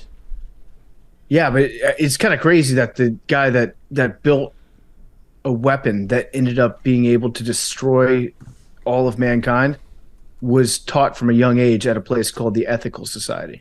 Did you read about him as a kid, though? A little bit, yeah. What'd you read? Really weird kid. Did you hear about like his rock obsession? Yeah. So he was so obsessed with rocks and like minerals and stuff that he would he wrote letters to this mineralogist. Well, I don't know what they're called. Geologist, I guess. in there was some society called like the New York Society of Mineralogy or something. But they are geologists, I guess. So he would write letters to this geologist talking about rocks and all this different stuff. And the guy communicated with him back and forth. He was like, "You're a pretty smart dude," and invited him to speak at their like organization's conference, not knowing that he was 12 years old.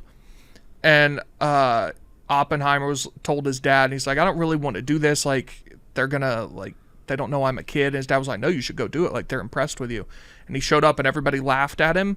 And then he gave a speech about rocks and they all like gave him a standing ovation. Like he knew more about rocks than anybody had ever seen before. And then he skipped like 3 grades. So he was in high school when he was like 11. And his parents sent him to summer camp one time to try to get him to like, you know, become friends with kids or whatever. And all the kids hated him. And they painted his dick green. What? One time. They like pinned him down in a shower and like painted his genitals and I believe his ass also with green paint.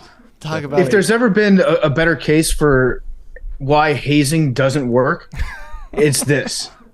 You pin a kid down, you paint his dick, you laugh at him, you call him green pecker, and next thing you know, he's committing mass genocide. Talking about a green thumb. There are a lot of sense though. Like, why would you paint somebody's dick green? Like, how your dick's green? Like, no shit, you just painted it green. That doesn't make. That's kind of a sick prank. Sense. It's kind of a good bit. You don't get it, Arian. See what I mean? But there are like really weird stories about this guy. He was a odd dude. Yeah, very very strange young man. And as Big T said, he skipped a couple grades. Always like studied and tested way above his level, and spent some time in New Mexico when he was a kid too, and as a teenager. So he grew to love New Mexico. Then he went to Harvard, kind of a weird student at Harvard, but also very very smart. I don't think he got hazed anymore at Harvard, but he had trouble making friends. At one point, he said like, "I don't need any friends. I've got physics," which is kind of a baller thing to say. He definitely had some mental illness, suffered from depression. That was like part of that comment. And at one point he was so depressed that his buddy told him that out of the blue that he was getting married, hopefully to like cheer him up. And Oppenheimer just attacked him. He strangled him. Tried to kill him. He tried to kill several people. Yeah. Before he killed killed many. Who do you think killed more people, him or Genghis Khan?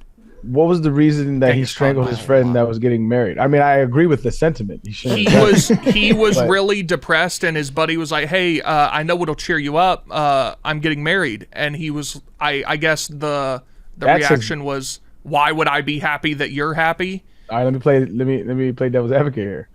I'm depressed, and you hit me with some like happy news that don't got shit to do with me.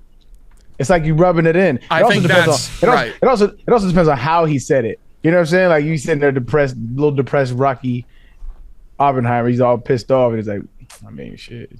You need to get some bitches. I mean, I'm getting married. You know what I'm saying? What if you said it like that? Yeah. You know, I don't know. It just depends. I might be on Oppenheimer's side right here. Or maybe Oppenheimer was trying to stop him from making a big mistake. Also, he was like, get a prenup. Yeah, 1000%. That's my first go-to when my friends tell me they're getting married. Just being a good bro. He tried to kill one of his professors too. Yeah, he poisoned an apple, right? Mm-hmm. Yeah, not at Harvard. He was at Cambridge in graduate Oxford, school, right?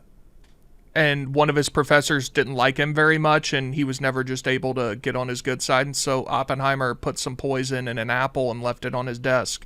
And the guy never ate it, but they tried to pin attempted murder on him. But his dad was like, had something to do with the faculty or whatever. And was like, hey, like, don't do that. You know how smart you have to be to try to kill your professor and still graduate? Yeah. Yeah. And so, yeah, he went over to Cambridge, didn't get along with a lot of people over there. It's kind of like a running theme in his life. And he was just obsessed with weird shit. He was obsessed with science. He would forget to eat and just like go days without eating sometimes because he was so obsessed with a rock or, I don't know, like some theoretical thing that he was trying to discover that he stopped taking care of himself. And then after Cambridge, he went over to Germany and he studied under, I think he studied under Felix Born, who was like a very famous physics professor. He also taught Heisenberg and Fermi. Those are like the three names in physics. Well, four names. I know Einstein, I know Fermi, I know Heisenberg, and I know Oppenheimer. That's pretty much it. That's like the Mount Rushmore of... No, Newton. Newton's the fourth on that. Oh, yeah. Good point. Another incel. So he kind of developed a rivalry with Heisenberg. Do you guys know Heisenberg? You might have heard his name from Breaking Bad. Mm-hmm. That's what Bryan Cranston's character Walter White called himself when he was making meth. Do you guys know what Heisenberg was famous for? The Heisenberg uncertainty principle. Why do I think it has to do something with gas? No, Hindenburg. Yep, different guy. Very different. Yeah, very different. Yep. Different guy. As I understand, I'll probably butcher this, and I'll get a million people telling me how I'm wrong about it, but it's that the more you know about the location that an electron is in when it's orbiting an atom, then the less certain you actually are of its current location. I guess because they move around so quickly. Where if you can like pin a location directly to, I think, if I'm not mistaken, it's the uncertainty principle, right? So it's like where it's we don't ever know where an electron is. We know the probability, the probability of where it is. That's what it is. So it's like 33% it's over here. It's like because of the duality of the particles of like waves of light. If would it be photons, right? Photons. Like the duality of waves versus particles. And so we never really know where they are. We just know probabilistically. I think that's what it is. That'd be a sick nickname for a basketball player that had a nasty crossover. So you think you know where he is. And the second you commit to trying to stop him, he's gone. Well, what would his name be? I don't know, Heisenberg? Or they could just call the move the uncertainty principle. That was the whole point of Walter White. Heisenberg. Was it? Because they never could catch him. Yeah. And Fermi, he was the dude that did the Fermi paradox, right? Yeah. I had something to do with aliens, though, right? Yeah, it's like, where are they? Yeah. Yep. Billy's succinct, but correct. Yeah, that's literally what it is. The Fermi paradox. Where are the aliens? Yeah, it's that mathematically, it's almost a certainty that aliens exist, but we don't know where they are. If you look at the number of stars and planets and all that shit, there's got to be aliens out there, but we don't know where they're at. So he studied under this famous dude. Yeah, Billy? Oppenheimer also, during this time, tried to fuck his buddy's wife. That's kind of a running theme in his life. Who's the guy that fucked Lane of the Plug again? Jason Love. Jason Love. He was kind of a Jason Love. You knew that quickly. Well, I just looked it up when we were talking about it earlier. Was this the same buddy that told him he was getting married? Because that's wild. It actually might be. Let me check. He definitely, over the course of his life, he loved married women. Did you read the story about the couple on the train? I'm obsessed with all the random stories about this guy. No, go off. I didn't read that one. So he was on a train car, and in the same car with him is a couple having sex, and he's trying to read a book, and they just keep having sex, and he doesn't leave. He just sits there, and then they finish having sex, and the guy goes somewhere into another car or whatever, and he just walks up and starts kissing the woman, and then like stops and apparently became super like asking for her forgiveness and apologizing. And it said, the quote was, I believe it was, she did not seem unduly surprised, meaning like I don't think she was like, well, you know, she wasn't telling him to stop. Jazz And music. then he was at once overcome with remorse, fell on his knees, his feet sprawling, and with many tears begged her pardon. Jazz Just music a weird guy. was doing crazy stuff to people in the 1920s.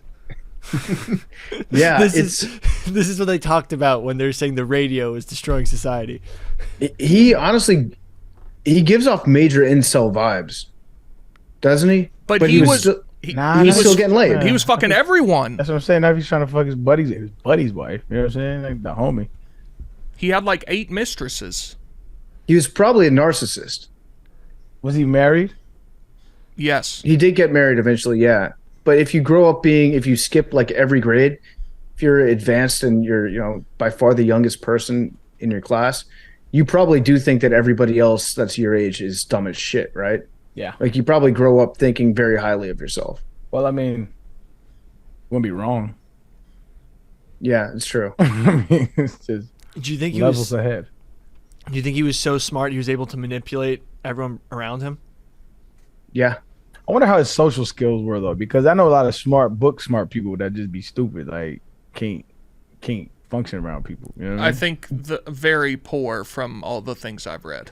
Yeah. They weren't good at first, and he improved them as he became a professor. So he left Germany and went back to the United States, and he started lecturing. And he was splitting his time between East Coast and West Coast. He was at Caltech and I want to say Harvard.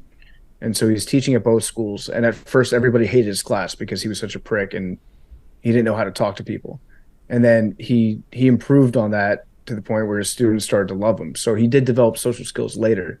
But he was, again, like so singularly focused on physics that there's a story that he didn't learn that the Great Depression was going on until 6 months later. So that's how into his own world he was. Damn. And he was also, not only did he enjoy banging married women, he loved having sex with communists. He had several communist girlfriends, some of which were married at the time. But he loved banging old communists. Him and Arian, handshake. I mean, she doesn't have to be communist, but it would be amazing if she is. Yeah, That came back to bite him later, which we'll get to. it did. It did, yeah. And he was also, so as World War II starts to break out, the Nazis start to take power, all that stuff happens. And he was so skinny at the time that they wouldn't let him even join the military. They're like, no, like I know that we're about to go to war against the entire world, but you're kind of weak, so we don't need you. Captain America origin story, Loki. Oh yeah, Yeah. Didn't see Captain America? He was I scrawny. didn't see that. That's didn't why let they do shot drugs, him up. scrawny. So he had to do drugs, and now he's a superhero. Only a weak man will only understand the true power of strength. Yeah, That's him like and the quote. Batman can both kick rocks. Horrible superheroes. I think Batman was athletic before he put on the suit Don't care. and used his white privilege. Don't care. Trash. Should we get to the origins of the Manhattan Project to sort of give some background before Oppenheimer got involved? Yeah. So in Europe, in Eastern Europe in particular, there were a lot of very smart physicists that were studying the atom and were studying the amount of energy that could be released if you were to be able to figure out a way to split it or to, you know, cause fusion. And the weaponization implications were pretty clear. It wasn't like people were talking about the atom bomb, but they were talking about this tremendous release of energy that could come if you could be able to figure out your way around an atom. And at the time, it was mostly a discussion around like, providing electricity or providing energy. It wasn't so much about weaponization, but people weren't dumb, and the physicists were thinking, okay, well, this could definitely be harnessed as a weapon of war. And there was this one dude that went over to the United States, and I don't know how to pronounce his name. I think it's Szilard, Szilard. A-R-D? Sizzlard. Sizzlard, yeah. That's Sizzlard. Billy probably pronounced it exactly correct. and he heard all this shit about how this was a possibility to turn this into a weapon. And he thought to himself, if Hitler gets this, if the Nazis get it, then it's game over. It's going to be very, very bad. So he went to the United States and he was trying to figure out a way to convince the president, FDR at the time, to take this consideration seriously and to either stop the Germans from doing this or to build one of their own. So his problem was he didn't know anybody in the White House. He didn't know anybody in government. He's just this guy from Europe. And he's like, who is a famous physicist that will have the ear of the president? Albert Einstein. Well, I don't know Albert Einstein, so what am I going to do? He asked a coworker of his to drive him out to Long Island. I think out to the Hamptons. I think that's where Einstein spent his summers, was in the Hamptons, like a baller. And he didn't know where he lived, just knew that he lived out in this part of the Hamptons. And he asked his coworker to drive him out there. So they drive out there looking for Einstein's house. And they eventually find it. And they knock on his door, explain why they're there.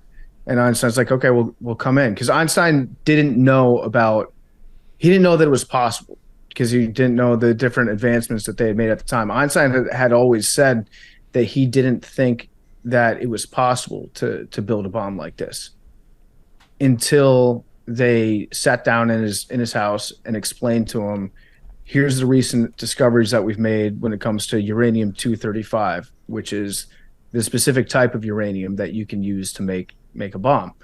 So they explain it to Einstein, and he looks at him and he goes, yeah, I mean, if what you're telling me is true, then yes, it could be turned into a bomb. Takes this guy's letter, rewrites it, and signs his name on it, and then sends it to the White House. And so the White House gets this letter, and they're like, oh shit, this is bad. FDR is told about it, and he's like, okay, well, yeah, we got to do something about it, because I'd rather we have it than they have it. So he put a guy named James Conant in charge of studying weaponizing nuclear energy. Fucking influential and smart you have to be to just write a letter to the White House just randomly after a meeting, and then shit moves after that. Like, that's fucking crazy. You know what's also That's insane? Wild. Einstein never met the proper security level to ever be involved in the project. He begged to, but he wasn't he couldn't pass I think it was partly because he was born in another country, and he may have been interacting with post World War II Germany, but he was never able to connect with the Manhattan Project. Well, yeah, post World War II Germany would have been pre World War II. Yeah, so, yeah, they had some questions about it, but it's like, if you were to do this nowadays, it would probably have to be Neil deGrasse Tyson that would sign this letter, right? I mean, if he sent something to Obama, I think he'd listen. I think, you know what I'm saying? I don't think there's any one scientist that is like bipartisanly respected anymore, because a lot of politics have gotten intertwined with science, and so a lot of politicians, depending on party lines, think that scientists are I would say the majority of scientists are left leaning. Like, if it's a right leaning White House administration, they're not going to reach out to like any prevalent scientists, I don't think, because they think they're biased. Yeah, maybe they didn't like Einstein because he was banging his cousin. Well, FDR was banging his cousin too. That's true. That's probably why I listened to him. Probably like, oh, cousins. Yeah. Cousin banger. Yeah. Cousin fucker. Yeah. Hey. Fellow cousin fucker. There's a bomb. They had a bomb. Yeah. That's why he went to Einstein, not because Einstein was like the preeminent mind, but it's like, hey, I know you and him. You guys get each other. I think if there's another discovery to the magnitude of what Einstein did back then, because like what he did was like, it changed our understanding of the universe, right? Then maybe people could look past that and we would look at him like that. But I don't think there has been a discovery single-handedly anyway by like one person who since then. I could be wrong about that, but I don't think there's been anything impactful as that, where he was like it like catapulted him into like worldwide stardom to where like, and that's why he's like kind of a goat. Like he was like also I think he was like super good friends with the fuck is that dude's name? Charlie Chaplin, who was like a super big entertainer at the time. And like he was like frequenting those circles. He was like a celebrity, right? And he was able to like, maneuver fine in those circles. But I don't think there's been anything since then that has catapulted our understanding of the world or the universe in a way that did, to where he's like, I mean, he's synonymous with genius, right? Like, oh, look at little Einstein over there. He's just synonymous with that because that's the impact that he had. Baby Einstein. One of the craziest things about why nuclear fission was discovered in Germany, in Nazi Germany. Physicists Otto Hahn and Fritz Strassmann in 1938 published in Naturwissenschaften, which is the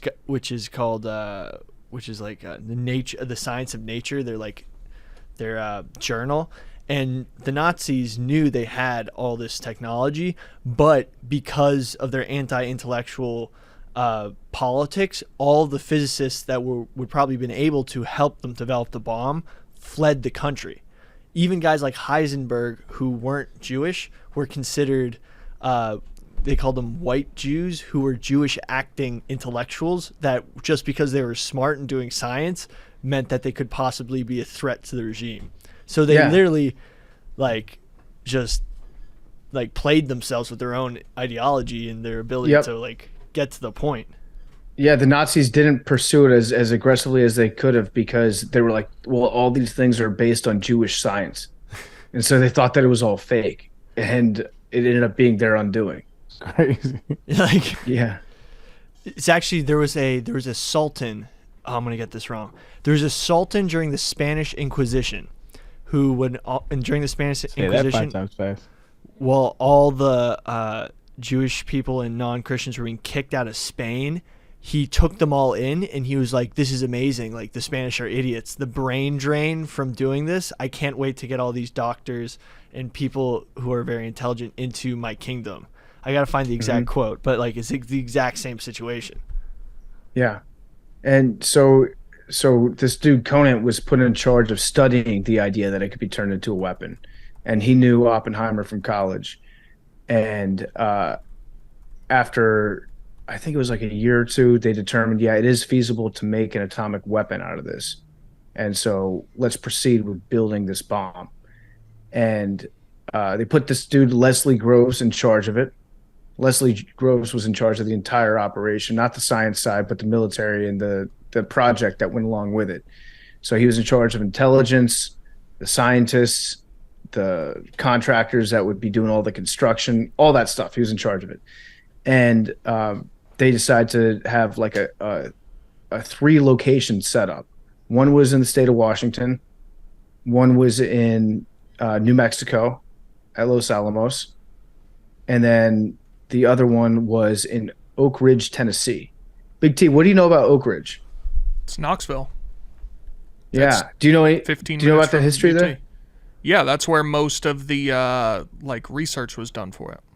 Yeah, it's actually, I went there when I was younger, and they got a fascinating museum set up that you can go through and check out the history. But before the facility was set up, it was basically nothing. There were some farmers that lived there, a few houses scattered around, and the government came up and they just used eminent domain and kicked everybody out of their houses. They picked it because it was a remote location. It had a good river that was flowing by it that they needed a ton of water for. And because it was in a valley, so there were mountains on most sides of it. The mountains would protect people that shouldn't be there from coming in, trying to sneak in. And it would also protect the surrounding community in case there was a mistake, there was a mishap, an accident where a nuclear bomb would get set off, and it would limit the amount of casualties. So they picked it in Oak Ridge, and they built a secret city there of 75,000. That's pretty cool that they just made an entire city that nobody knew about. And they got a bunch of construction people to come in, build these massive buildings. They built homes for 13,000 people, or 13,000 homes. It took them about 3 years to build the city. If you wanted to move there, it costs you like $38 a month, including utilities, which is a screaming good deal if you're looking for a place to live. And they built these huge facilities, including the world's biggest magnet, which I was watching this documentary about Oak Ridge the other day, and I don't know how you build a magnet. I thought magnets just existed. I thought they like mined them out of a mountain, but you can build huge magnets, but they didn't have enough silver to do it. I take umbrage. It could have been the biggest magnet in the world because the world is a magnet. Okay, good point. All right. Good point, Arian. Right. Umbrage noted. Okay. But is the world in itself? Shit, is water wet? It's magnetic, but is it a magnet? Yeah. Embrace debate. I don't know. Embrace debate. By the way, have you seen how much the magnetic poles have changed in the past couple of years? Yeah, I mean, they change a lot, don't they? Yeah, like true north. Yeah. Like it might flip one day. That's terrifying. Like what happens when the magnets flip? I don't know if that's how magnets work. It's gonna flip. It's like the Insane Clown Posse song about miracles. Magnets, how do they work? Nobody knows. But they decide to build a huge magnet. But to build a magnet, you have to have the certain material. You have to have. I forget. The crust of the Earth has some permanent magnetization, and the Earth's core generates its own magnetic field, sustaining the main part of the field we measure at the surface. So we could say that the Earth is therefore a magnet. Yeah, technically. Wow. Shit. All right. Shout out Earth. Shout out Earth. So they need to figure out a way to get a whole bunch of silver. They needed 14,000 tons of silver to build these giant magnets. And what they were doing was they were trying to extract uranium from various materials, because in order to create this bomb, they needed weaponized uranium. So there's a big process in extracting that from the raw materials and then turning it into just pure uranium-235, and which is different from the facility that was out in Washington. The one that was in Washington was a plutonium bomb, and that was a brand new technology that they needed to test. They were with the uranium. That was the bomb that was Little Boy, the first one that was dropped. They didn't need to test that. The scientists were just convinced it was going to work, because basically they were going to fire two pieces of uranium into each other at a super fast speed, and when they collided, it would achieve critical mass and then explode. With the plutonium one, it was a lot different. So they needed to test the plutonium one. They did not need to test the uranium one. But the uranium one, in order to get all this uranium out of the materials, they needed to build a giant magnet in the world's biggest building at the time. They built this massive, like, mile-long structure that wrapped around in a U, and it used 1/7 of the electricity in the United States. Wow. That's how much electricity was flowing through this thing. And to get that much silver, they had to go to the U.S. Treasury and take a bunch of silver, like actual rods of silver that the government had for money, to back money, and bring it with them and melt it down. And they were borrowing the silver, so they returned it after it was over. They're just like, hey, let me hold on to 14,000 tons of silver real quick. They lent it to themselves. Can you imagine the conspiracies that would be going on nowadays if 14,000 tons of silver went missing from the U.S. Treasury, and secret cities were popping up, and people were getting their houses taken away, and they were building the world's largest building? I mean, the craziest thing is there was 82,000 workers across the country who were working in different regards to build this one bomb, and like after the war, some of them didn't even find out what the hell they were doing till decades later, that they had contributed to building the bomb. That's the craziest part. I was watching an interview from one dude. He was one of the technicians that worked on it, and he was like, "Is patriotism gone too far?" He was like, "After I found out what it was for, and it was a horrible tragedy." He was like, "They asked me, if would I do it again?" And he's like, "I absolutely would." He said, because at least that thing is in the Americans' hands first. And I was like, "Fucking dork, man." I mean, there was a while now when we dropped them. I'd rather we have it than the Nazis have it. Yeah, right. The Nazis almost had it. Yeah, we're just so fucking like nobody should have this shit. Nobody should have this shit. But Well, the Nazis would We have killed done it. 200,000 people. Spoiler alert. Like, what do you mean? When we dropped them, though, we did know that the Nazis didn't have one and that we probably shouldn't use it. And then they did it anyway. Revisionist history says that we were trying to flex on the Soviets. Oh no, we were trying to flex on everybody. That's absolutely true. We were trying to flex on the Soviets, but also Japan, because Japan wouldn't surrender, and everybody involved. It was just like, yo, this is what we got. But if it wasn't for some Norwegian freedom fighters, we wouldn't have had the bomb first. There was some Norwegians that sunk a boat full of some sort of radioactive material that was going from Norway to Germany, and if they didn't do that, the Nazis might have gotten the bomb. So shout out them. Do the Nazis drop it on us though?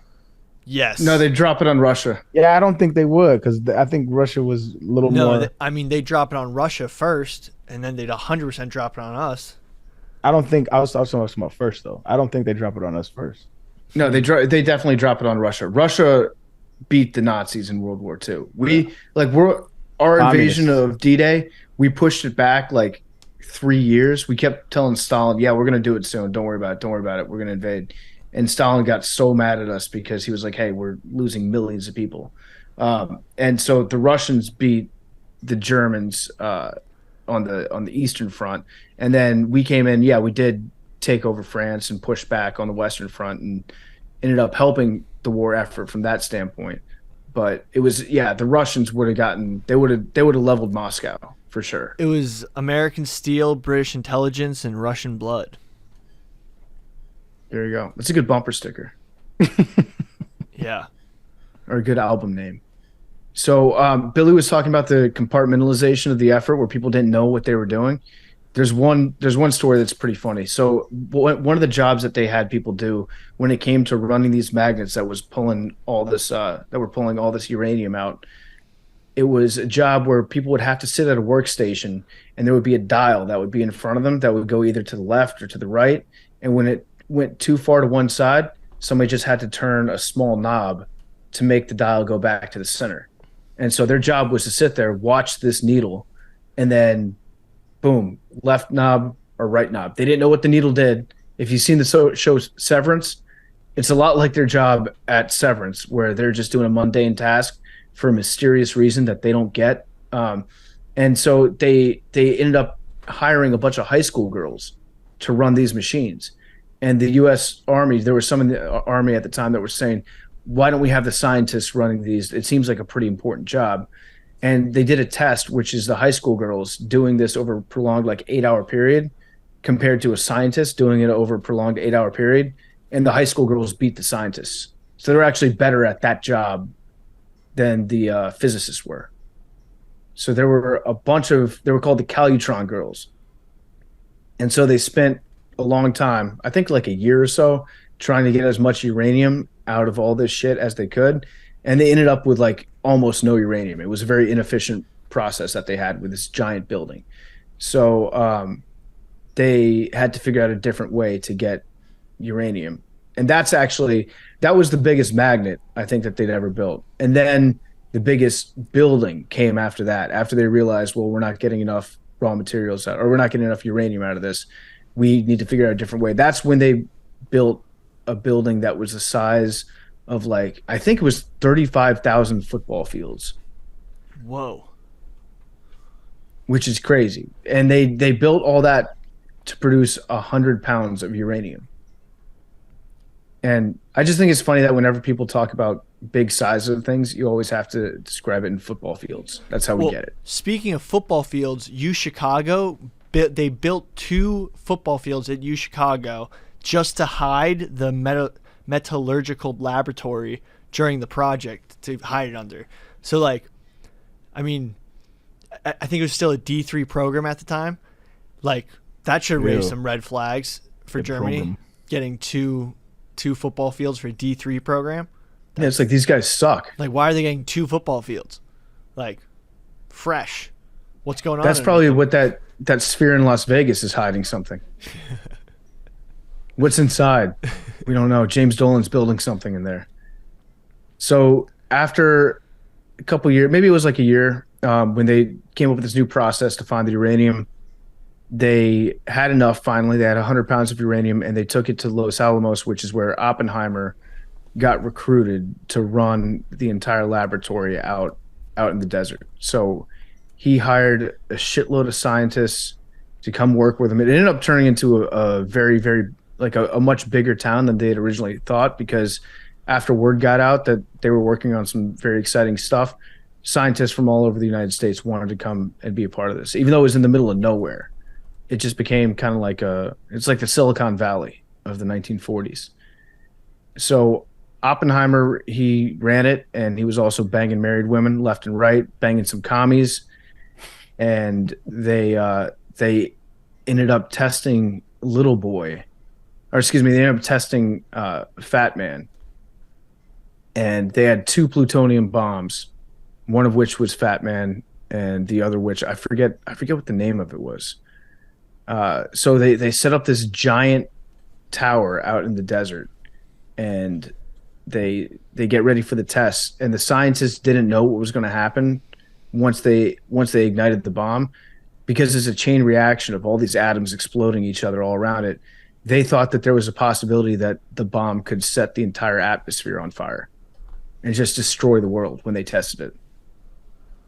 So they like hide behind some wood, count down, set the bomb off, and you could hear the bomb 200 miles away. The government said that it was just an ammunition reserve that was exploding at the time. They had like a press release ready to go the next morning for the newspapers for anybody that might have heard or felt something. But it was a successful test, and they thought to themselves, okay, well, send the word to Harry Truman. We've got the uranium bomb, which isn't going to need to be tested, and then we've got a plutonium bomb too. So pick out your targets, and it'll be ready to go.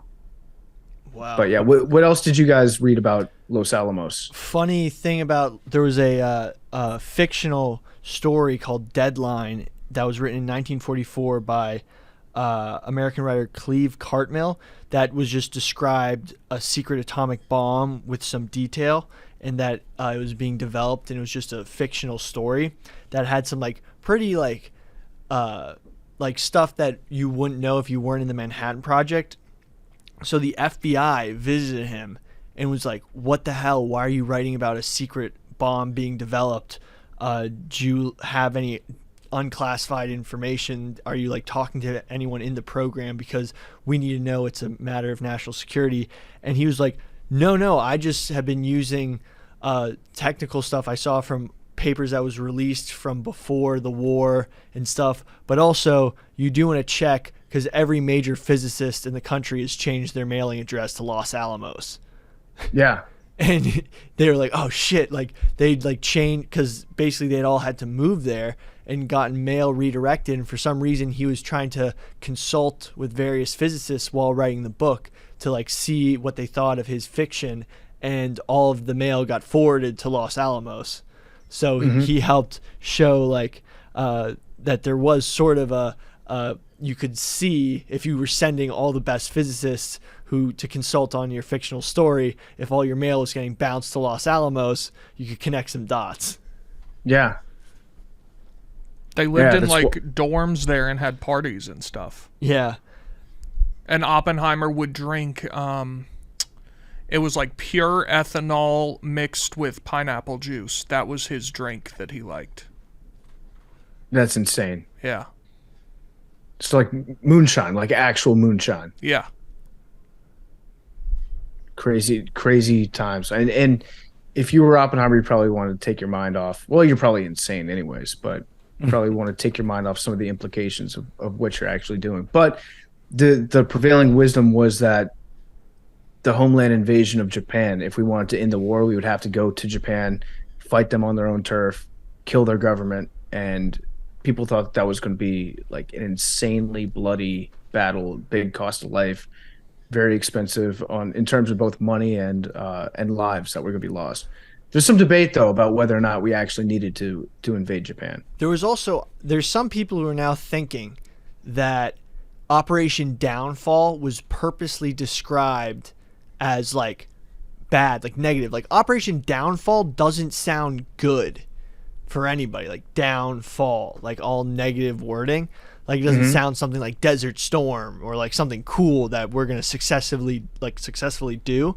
And they think that they purposely made the operation sound so dreadful and so, going to be casualty heavy just to justify them using the bomb. And that they did make the plans, like they made plans for everything, but that the just to justify them using the bomb, like in the end. Because some people wanted to flex for the Russians, for the Soviet Union, and say, look at this weapon we have. Don't try any funny business. We've got something that will wipe you out in case you ever want to start a war with us. Because there was a lot of thought that once Germany fell, that Russia would just take advantage of the chaos and just sweep through all of Europe. Which they kind of did. Not all of Europe. Right, but all of Western Europe. Because for some reason, like every single Russian emperor has had a hard-on to sweep Europe. Yeah, I mean, you want to get to the coast. Yeah. So, I don't know. It's impossible to say like what the exact reason was why we decided to drop the bomb, because there's arguments that people make and swear that they're correct about on each side. And also some people say that the real reason the Japanese surrendered wasn't because of the bombs. It was because they knew that Russia was about to invade their homeland from the west. So that's from Manchuria. That's why they surrendered. But that also might be Russian propaganda that they put out there to like try to claim credit for winning that part of the war too. I recently got what do you into an think? argument Do you with some think Russians. that we should have, or that it was necessary? I don't think that it was. I don't think it was. I think it was.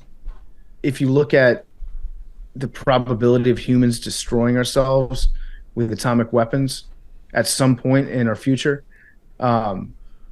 it's probably not worth it, right? Because like, okay, you either win this war, but you probably end up killing each other. Everybody ends up killing each other at some point in the future. Then to me, that's not a good cost benefit ratio. But counterpoint, if we hadn't gotten to that point, more war would have occurred. It's like almost inevitable that that weapon would be developed. But again, and I guess I'm presupposing the fact that we will all destroy each other at one point in time with nuclear weapons. That's worse than just about any possible war that you could all wrap in and of itself. Like that's entire annihilation of the planet. But between then and now, think about how much conflict, large-scale, major conflict had been prevented from the invention of the nuclear weapon. Billy, what is worse, having millions and millions and millions of people die or having everybody die? Well, we haven't got... The thing is, the Mexican standoff might hold for the rest of humanity till there's a one-world government that controls all the bombs at once. Forever? I mean, that ideally would be the right case, but the only reason why the U.S. and the Soviet Union never nuked each other is just pure luck. There's been so many times where we've come so close to starting just full-scale nuclear annihilation that we didn't get to. But like in the cases where we've had those, close misses, humanity and basically like humanity's resilience to not kill everybody has held through. Like the guy who was on the submarine that was told that a bunch of nukes are going towards Russia, the Russian guy who didn't decide to send the weight of the world literally cracked him and he couldn't do it. I think that might be a fail-safe of humanity to not destroy ourselves. So you think that the bombing of these two cities was worth it so that we don't bomb ourselves in the future? Well, that we don't just continue to so hypothetical, there's no such technology to create such a large bomb that would scare people into surrendering. Like let's say nuclear technology, we just for some reason couldn't invent it. We'd still firebomb the shit out of each other and just destroy each other in a slower, methodical fashion until Like you run out of bombs, though. Yeah, you're right. The firebombing of Tokyo was worse in a lot of cases, and firebombing of Dresden, indiscriminately bombing cities and killing a bunch of civilians. Like we've done that before, but it does take more effort to drop all those like thousands and thousands of bombs than it would to drop one bomb. I mean, there is like the nuclear age has been some of the most peaceful times in human history. Depends on who you ask. What? That is like on the records true. How do you figure? Like large scale conflict. It's some of the least amount of large scale conflict in human history. But it's only like 70 years, which is just a blip on the radar. Right, but like Rome only people had have gone 50 70 years. These are the without most war. peaceful 70 years that humanity has ever seen. Pax Romani, right? Like the Roman peace times was Like 500? it? I think so. Let me check that out. Yeah. But we decided to drop them on Hiroshima, Nagasaki, and somebody put in a plan to drop one on Kyoto also, but they decided not to drop it on Kyoto because that was just a cultural center with a lot of history and just like all civilians. The other cities they said had a bigger military advantage. So we ended up on those two targets, and then a couple days after Nagasaki, after the second bomb, Japanese surrendered. They're like, okay, no mas, tapped out. Japan tapped. And then the war was over. And afterwards, Oppenheimer tried to set up like an international energy agency that would control all the nukes because he's like, hey, this can't fall into the wrong hands. They ended up the United States ended up taking Oppenheimer off of any responsibilities related to nuclear weapons because they thought he might be a communist because he banged so many. So they thought maybe he caught some communism. It's contagious. Mm-hmm. And then we kept testing nuclear weapons for a while. Have you guys read about the Castle Bravo bomb in the Bikini Atoll Islands? So we set off a couple bombs because we wanted to figure out what was going to happen if you dropped an A bomb on a bunch of ships. Well, SpongeBob would look like. Born. Yeah. Bikini Bottom. Yep. That's what from. Happened. They dropped the bomb and SpongeBob happened. So good point. So the first one we dropped from the air and we missed our target by like 800 yards, which was just a bad bit of bombing. I would get much, much closer than that. But that first experiment destroyed a few ships, but the second one that they exploded was an underwater test. That was the Castle Bravo bomb. And the head of the U.S. military had to get on TV and explain to everybody that they were doing this test for a reason. And there's a lot of disinformation out there about what people think might happen when this bomb explodes under the ocean. And he had to get on TV and say, the bomb will not punch a hole in the bottom of the ocean and drain all the water into the center of the earth, which sick, though. It would be kind of cool. We'd flood all the aliens living the hollow earth. Yeah, we get to see what's down there finally. Flush them out. But the bomb that they ended up exploding underwater, you can watch GIFs and video of that bomb happening where it just shoots up this massive mushroom cloud and then these ships get tossed around like they're rubber ducks in the ocean. It's strangely mesmerizing and cool to watch, but it ended up being way, way, way more powerful than they thought. So it basically polluted an entire part of the world and gave a shitload of people cancer. And there are parts that you still can't go to now because it's too radioactive from that one test. Damn. And along the same time period, the Russians discovered the bomb too because we had a scientist that defected over there, gave them all our secrets, and they started building bombs until they built a bomb that was so big that it just basically decimated an entire island that you still can't go to.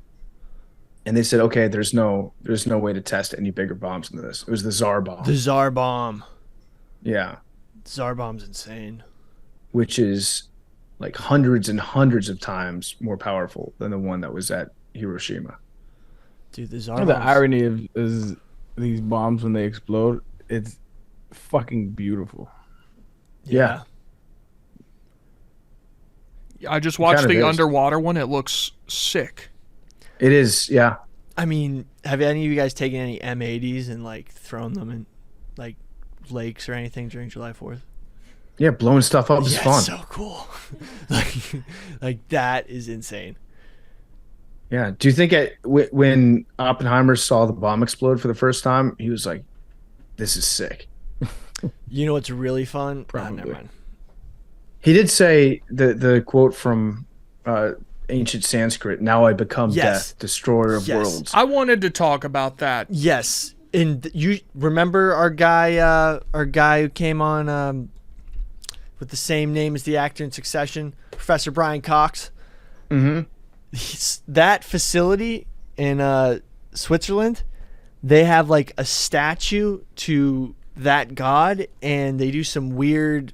There's a weird video of them doing a weird ritual. We asked Brian Cox about that, and he said it was like a Monty Python sketch that these funny guys were doing. But really, Monty Python. Monty Python. like Monty Ball. It's some like good English humor that they were doing over there. But like when you have scientists who are dealing with some sort of hadron particle collider that might destroy the world, like you can't be doing funny rituals like your Satanist cult, because that's just not fun for anybody. It makes everyone nervous. They were drinking pineapple juice and ethanol out in Los Alamos. You gotta have fun. But when you're like that's just doesn't give anybody confidence that what you're doing is for the good of humanity. Mm-hmm. But Big T, go off on this saying, because I think I've got the same take you do. Oppenheimer, for sure, combed over hundreds of. He's like, so what's my thing gonna be?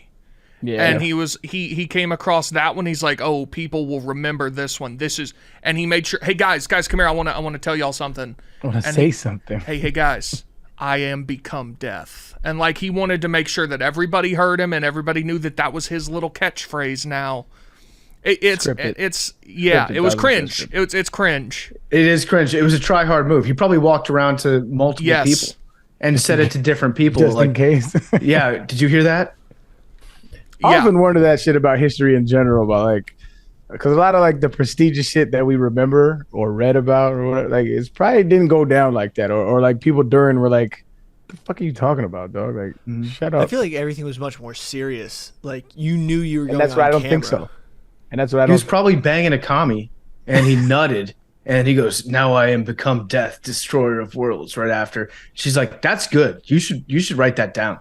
What an awful sentence, by the way. Just the sentence construction bothers me. Well, he's quoting. I know it's a translation from Hindu. I know, but still, you could have cleaned it up. Yeah, I agree. It's grammatically incorrect. He thinks he's so smart.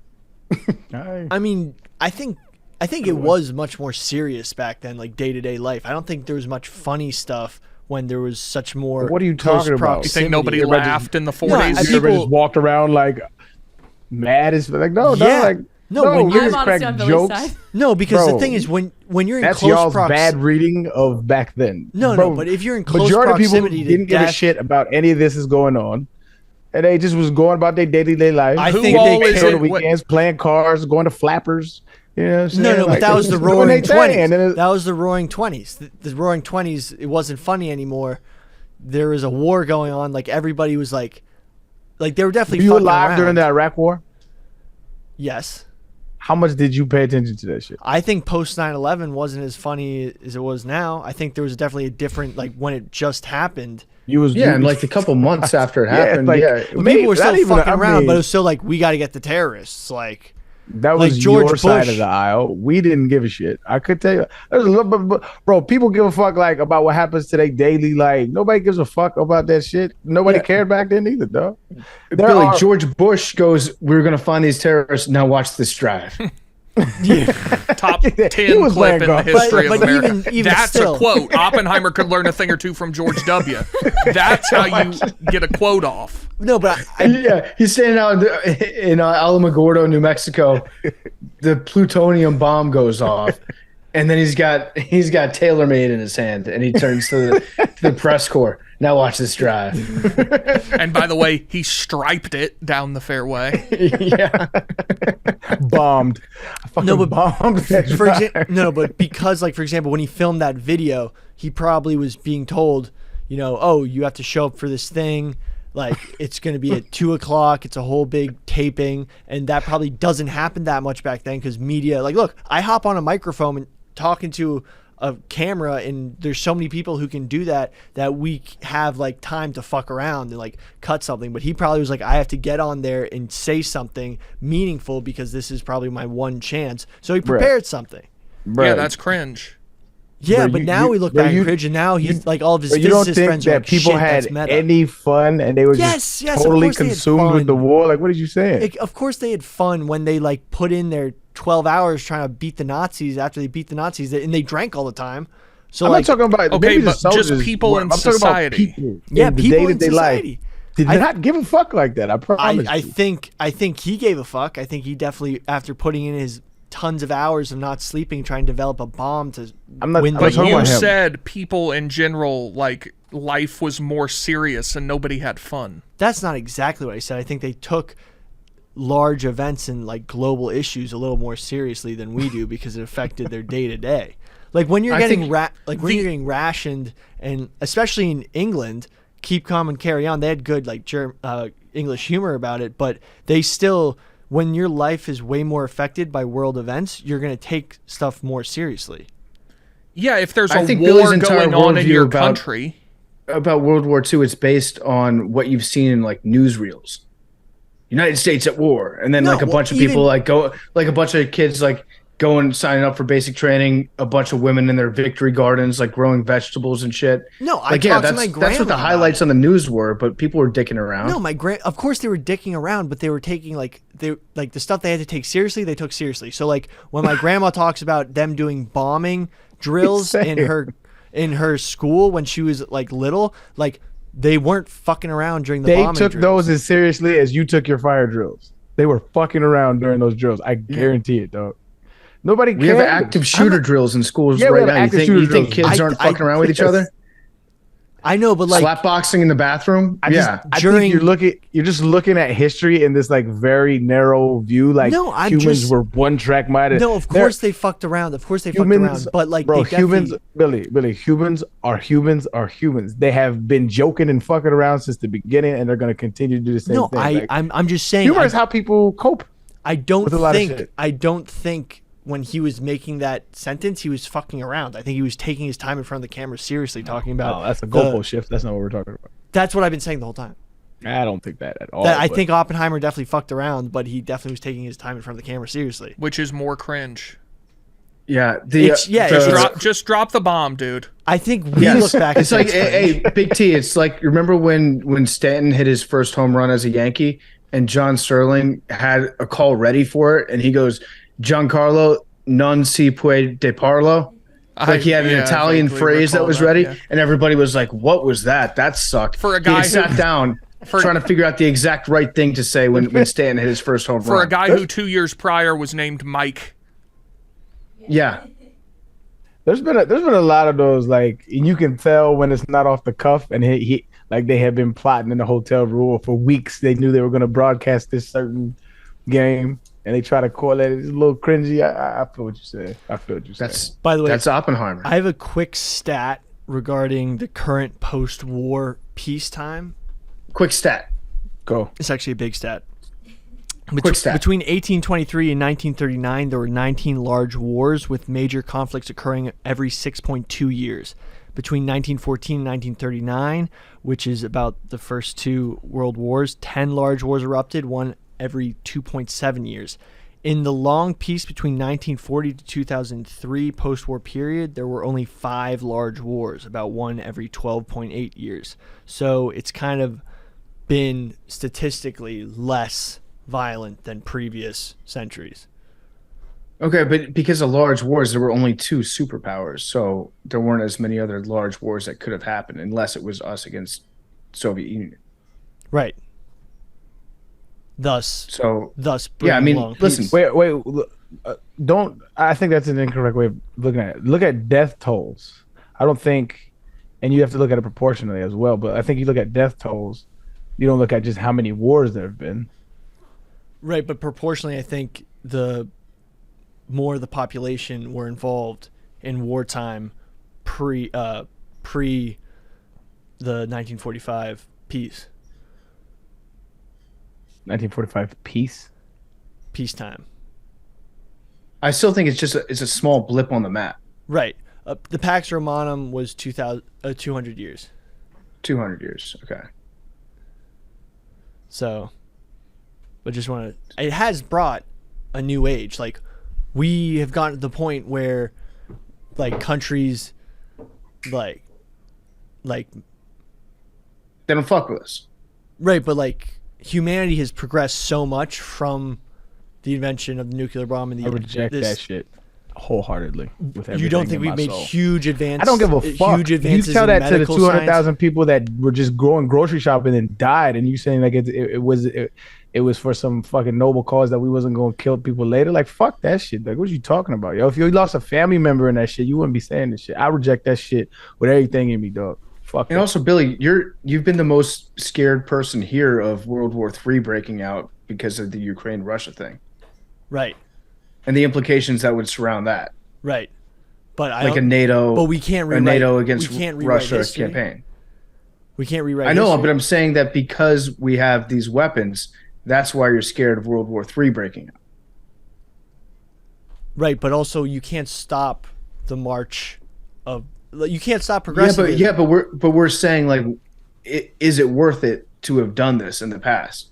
And if we had never done this, then you would not be afraid to the level that you are. No, because of the nuclear exchange between NATO and Russia. We'd be more likely to be in a war right now if there wasn't a bomb.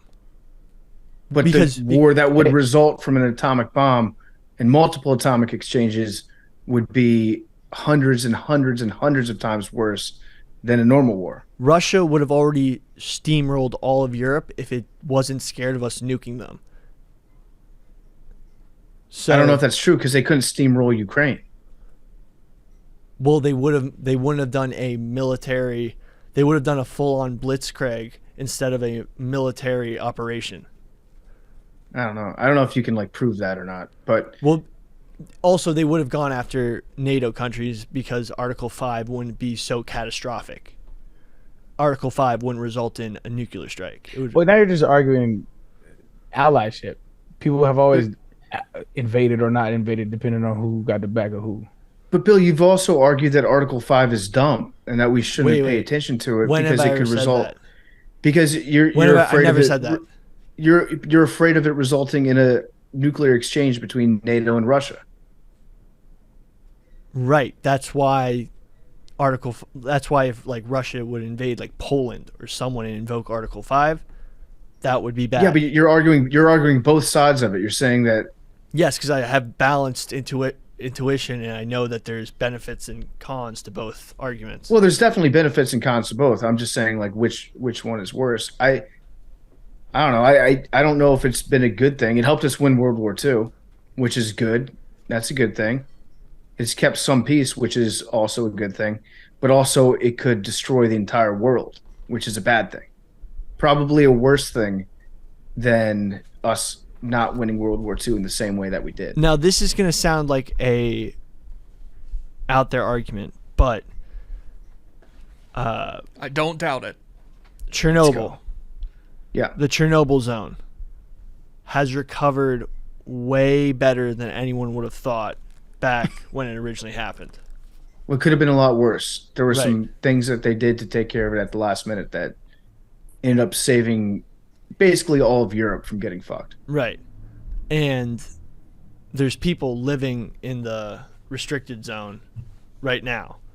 So I like to think in, a very optimistic way that if shit were to go down, everything would go get blown up, there could one day be life and be humanity that would recover. Maybe some humanity, but also it would be like the destruction of nuclear, the total world as we know it. But there's full nuclear exchange with the nuclear winter and all that shit that would happen afterwards.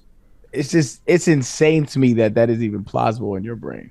That you think that any conflict on this planet Earth would be justified for that shit is fucking conflict. I think nuclear weapons has definitely nuclear proliferation and the sort of Mexican standoff and deterrence it has caused, I think isn't worth, I mean, what's the number? 200,000 who died from these bombs? Mm-hmm. Probably more than Roughly. that, but yeah, like when you're taking the radiation over the years, all that stuff. But, if we didn't have that and we had war for 10 more years, more than 200,000 people would die. So, I mean, I know you can't conflate numbers, but, we're going to be arguing different figures if it didn't happen. Yeah. Okay. So I guess I'm arguing the possibility that 6 billion people die.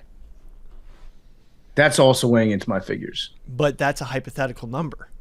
It's a hypothetical. Yeah, but it's a realistic hypothetical. So would your argument of if nuclear weapons were never invented?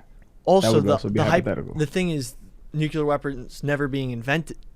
I'm sorry if I have been pronouncing nuclear. No, you've been doing. I've been doing well. So, I think I might have just said it. Fuck me up. But deterring the advancement of science is never going to happen. Like, people are going to build on knowledge that was made before, unless something like the destruction of Alexandria were to occur, like Library of Alexandria. Like, we're never not going to get to the, that advancement of science. Like, we weren't going to never uninvent nuclear fission and have it not happen. Mm-hmm. So you're arguing the development of these weapons was Inevitable.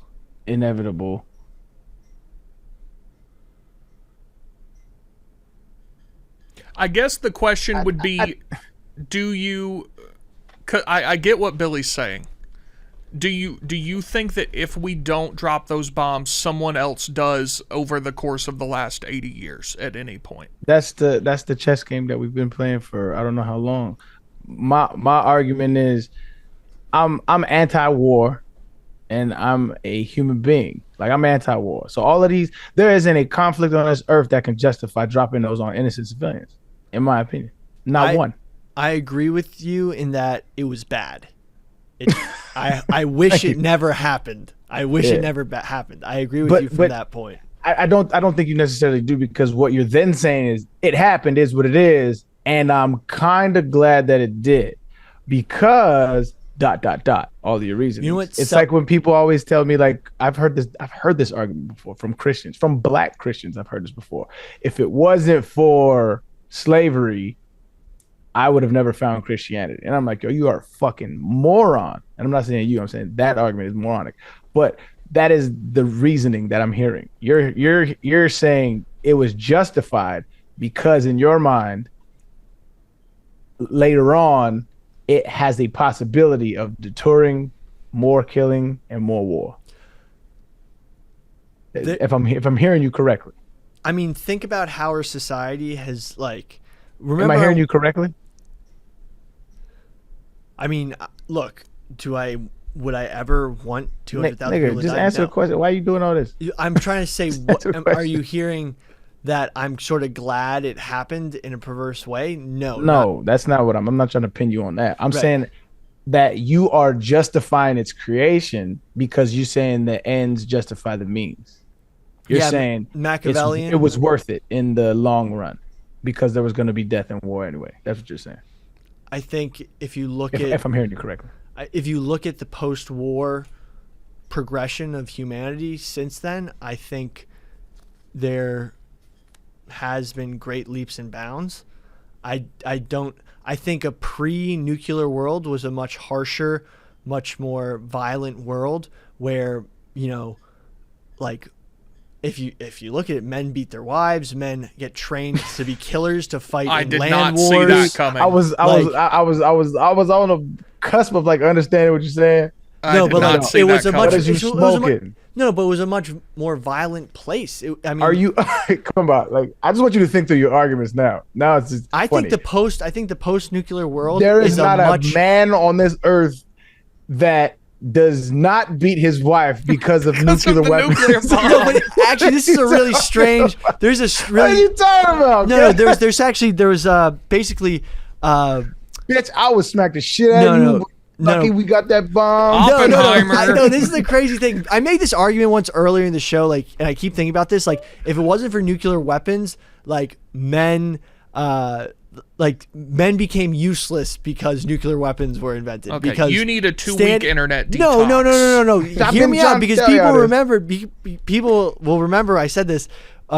Because of nuclear weapons, men don't constantly have to train to be part of the army, and don't constantly. They are worthless to society. The ones who because are in they're the not army fight, do. constantly start Men fighting were in wars. not constantly training to be in the army. Also, look, Billy, do you think nuclear back in the weapons. 1930s, dudes were just going out and doing sprint workouts up and down the hill just in case a war happened? They could be ready. No, I mean, think about it. Like, there was a draft. There was a constant, like, men in society held a role where they'd have to go to war if the hypothetical situation happened. The total That exists structure now. We could have a draft.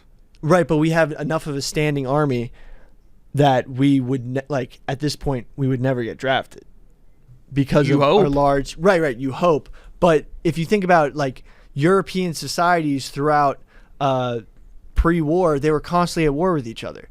There was constant need for men to be armed, fighting, and basically toxic masculinity was bred out of the culture of constant war between nation states on the European continent. That is where that all came from.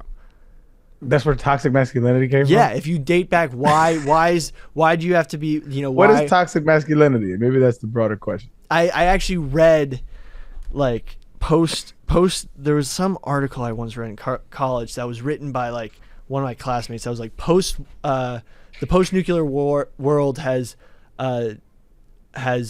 debased the need for toxic masculinity, and we're dealing with its consequences. It was like a feminist in my class. I actually agreed with her because the fact that we're not constantly at war because people don't fuck with countries don't fuck with each other because of nuclear proliferation and the threat of a land war between where men will be sent to the front and die, like the quote where men used to go to war and now they're just talking behind microphones. Yeah, that's a meme. Right, but the sentiment is still there. Like, why did men have to go to war? What was the difference between men now and men before where they used to go to war? This take has Because spiraled nuclear so far out of weapons. control, I don't even know It's where we are. It's wild. It's not that wild. That is the biggest reach. Why I did think men you used to go to war? There wasn't nuclear weapons, and people would go to war more easily because they weren't deterred.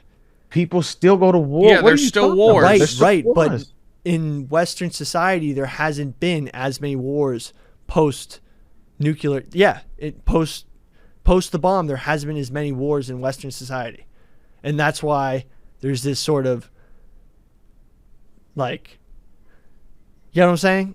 I don't get what you're There saying. hasn't been as many wars in Western society post Therefore, what? the nuke So take me No. from there to toxic masculinity. because Russians are definitely way more badass and toxic than us because they've been warring and they're not like in this post.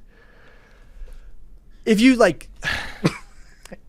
can we agree? Can we agree? No, keep it a buck. You have not thought this through. I've thought this thoroughly. through. Okay, well then land your plane. 'cause Men, I am okay. confused. Men from countries that experience more war are definitely more toxically masculine than American men and a lot of men in Western society. True or false? I have no idea. You'd have to define Chechens. toxic. You'd have to define toxic. I knew Billy was about to go with the Chechen take. I can't decide if this take is like really right wing or really left wing. It's not. It's not. It's not. but meta. Also, Billy, do you think that being in like constant conflict and all the trauma that goes along with that probably leads to some aggressive behavior from your society? Exactly. That's what I'm saying. The post-nuclear society we live in is a much kinder world. It's a much kinder society.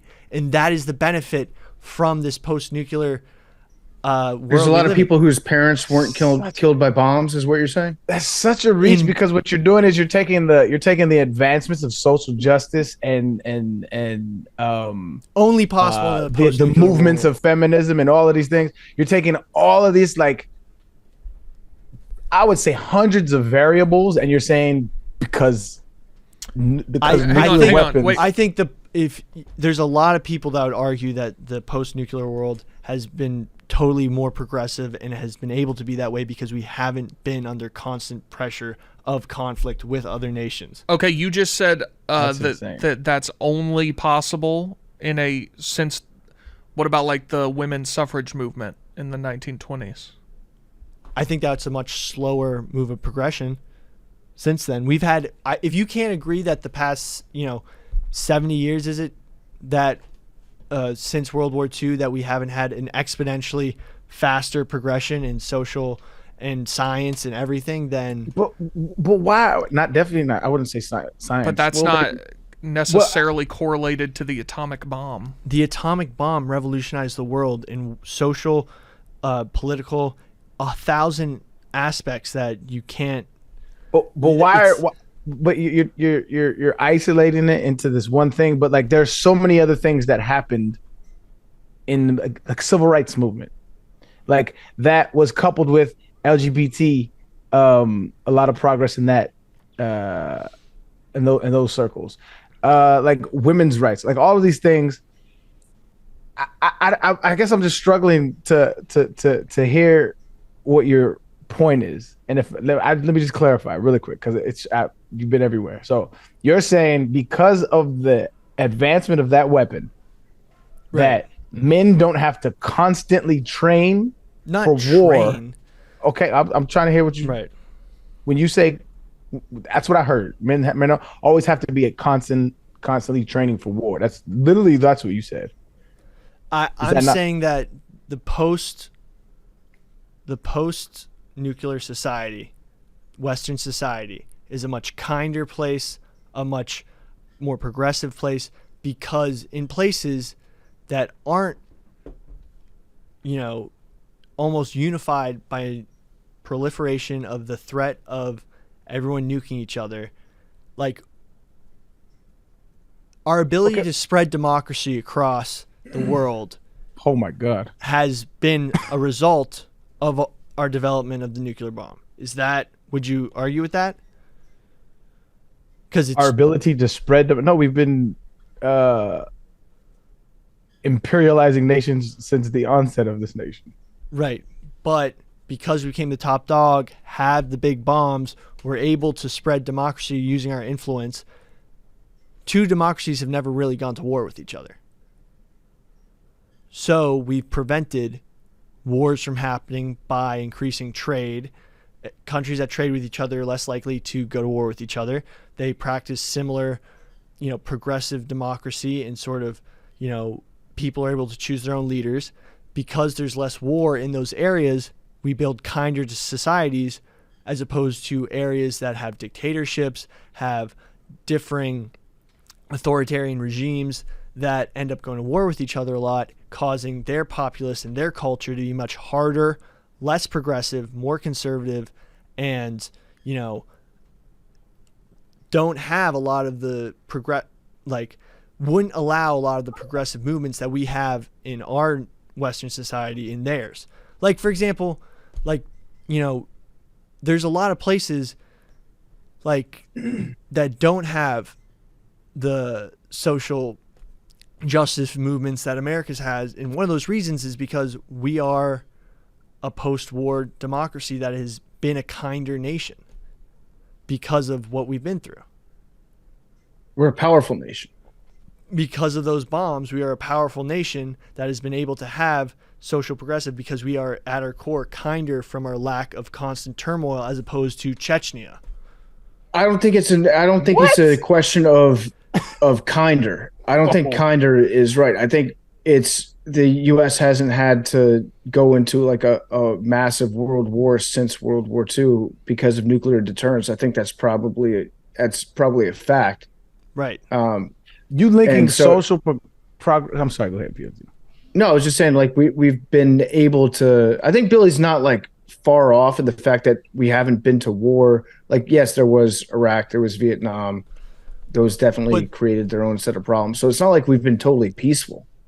Right. But we haven't fought a massive global war since World War II, and there's been other stuff to concentrate on a little bit. I don't think he's totally wrong, but I also don't think that like the world has gone soft because we're not constantly training for Well, wars. The reason Western nations haven't had to mobilize the majority of their populace for war in a long time, meaning you're having less people come back with PTSD, having, the mental health issues that causes like domestic violence, I mean, we have had wars. We Right. probably shouldn't discount I'm not the Iraq discounting, war, the but I'm saying the Afghanistan war, and majority, Vietnam. like those affected a large majority of our, like a good amount of men who came back with issues. But the difference is when you mobilize the majority of your society. Why would you talk? I think that's what I'm confused. Why would you? So I guess you're linking PTSD symptoms and abuse to toxic masculinity.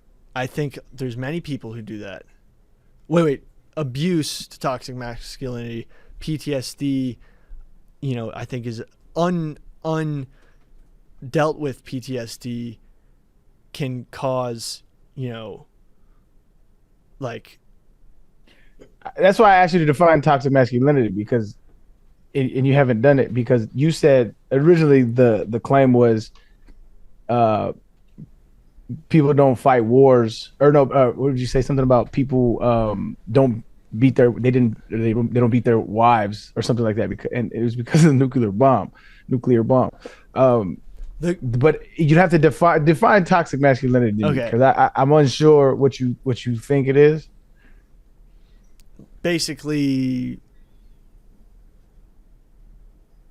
just men expressing their masculinity through violence and antisocial behaviors that affect other people.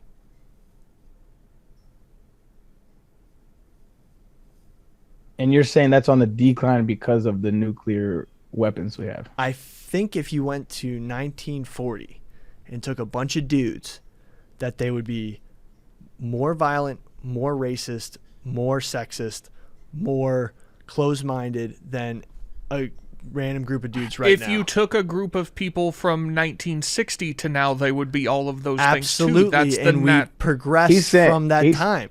But I would also say if you took a group of dudes from the year 1200 and then introduced them to a group of dudes from 1935, the guys in 1935 would probably be more progressive than the people in 1200. Actually, Agreed. That might not be true. You There think? was pretty progressive places, 1200, maybe. All right, so now we're arguing just like particular cities. Yeah. That's what I'm talking about. Like So Rome was pretty progressive. What I'm saying is like why do you not or why you place such a heavy emphasis on the nuclear deterrent and not like people that pushed for social change and like died for it here? Because I think their voices would be silenced if there were other pressing issues outside of the society, like an impending threat. You also realize that that's not progressive true. doesn't translate to just like orgies everywhere, right? That's not what I'm saying. That's not what I'm saying. Like But that's also, for example, Rome had slaves. Rome and was gladiators. more open of sexuality than. Yeah, sexuality. But I'm talking about like. But why they are we had- going back to like that? okay, let's keep it to your point. They were also very open. During the Vietnam War, Right. like a lot of black folks opposed it because famously Muhammad Ali said, "Why am I gonna go fight the white man's war out there when I'm not getting the rights that I deserve here?" And so he sat out. A lot of people were fighting in against that war Because it was a war that didn't affect those at home as acutely as, if we were fighting against Mexico and there's people at the border and there's a chance that those people might come into the United States and come and get them. During World War II, there was a real concern that German U-boats were going to come bomb the New York harbor. There was a German U-boat at the mouth of the New York harbor because the war was so far away and the Vietnamese weren't a real threat to the U.S. homeland.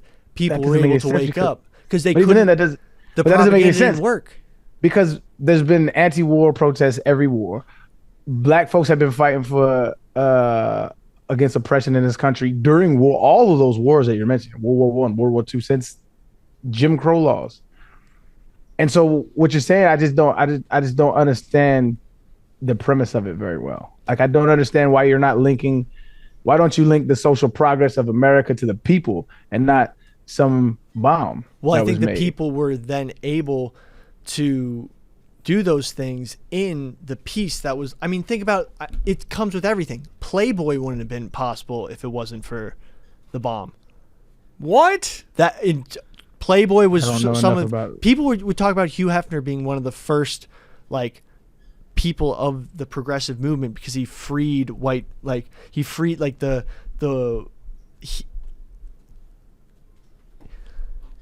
You're gonna have to make the connection to the atomic bomb here for me. I think Playboy Hugh Hefner, that idea of being like a non-traditional lifestyle, being outside of conformity, would only have been possible in the post-war world. I just like the idea of the domino meme where it's the atomic bomb and then Pornhub. Playboy. I think Billy's take can best be summarized as Oppenheimer, the original SJW. He eradicated toxic masculinity. It did, because we could have the nuclear bomb would like sort out all of our wars instead of literally men on the front lines having to fight tooth and nail and, be toxic to other countrymen who are coming to either invade or protect their land. I think this is the most I've ever heard someone extrapolate anything. I think it is. No, in my life. I mean, literally the meme makes sense. We can move on from this. I just hate the fact. I think the way I push back so much, and we're a little long-winded now, but I just hate the idea of 200,000 dead bodies being the sacrificial lamb for some hypothetical scenario in which we are a more peaceful nation because of it. You know what I mean? Like, I just hate that idea. Like, well, would you I rather push back against it? Would you rather the idea that they died for absolutely nothing? They did die for absolutely nothing. That's why I hate the idea. I think that might be a worse.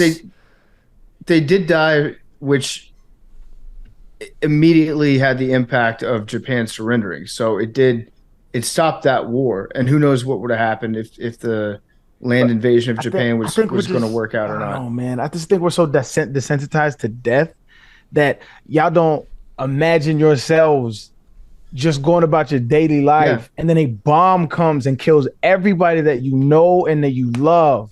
Like, I don't think. No, it's fucked but up. At the I same just don't time, think you understand. At the same time, my dick. There is no same time for those but at people. the same time, because that happened, there's been less of that in the 21st century. We don't know that. It does still exist. Like there still has been drone strikes. That's what I'm saying. We don't know that. There's been millions and millions of people have died post all those wars. But I guess maybe I'm just more of I don't know. I'm more empathetic to those sacrifices than y'all, because like maybe it's just like I said, we're desensitized to death, and it's like, well, those people had that. Like I get we joke a lot about death and stuff, but I just can't imagine having a family, dog, and then all of a sudden that shit just gets dropped on you, and that conflict has nothing to do with you, because a lot of people that are in societies are never really aren't for war. Some people are, some people are not, but it's not your battle. These are governments fighting. And it's rare that a people are actually fighting. That happens, but it's rare. And that's why I'm anti-war, because it's like a few men's conflict becomes millions of dead bodies. And I think I just can't get over the fact that shit was worth it. I just can't, and I will not. And it may be a me thing. I could be wrong. I don't know. I just don't feel like that. And also, the last point I'll say about it is, I know there's a lot of people that died and fought for civil rights in this country, and it's not just black civil rights. It's LGBT, it's women's rights, it's civil rights in general have died for that shit on this here soil. And you kind of like just saying, yeah, but if it wasn't for the bomb, they would have never fought and died for it. There's people fighting for civil rights before and after the bomb, so it just doesn't make any sense. Like, I don't know. I mean, Billy's extrapolating, and I'm not saying that's impossible. I'm not saying that the thing is. If I almost want to say, because it was a more peaceful time, they had time to fight for those causes as opposed to fighting someone trying to invade or trying to invade someone else, because we were in a more peaceful time period. I just like the idea that the nuclear bomb caused Playboy. No, but but you are extrapolating. Billy's doing a lot of extrapolating. We can figure out whether or not he's right. I'll leave that up to you, the listener, the macrodocians out there. But I don't think that we're going to make any more progress in this conversation. I feel like we've said our points about it. But it was a good episode. Good episode. And we will see you guys next week. Next Tuesday, we'll be back. And yeah, go see Oppenheimer, or don't. Go see Barbie instead. Barbie would not exist without the atomic bomb. How about that? It wouldn't. Okay. We would Love be you using guys. plastics for fighting a war as opposed to making Love you guys. toys. Love you guys.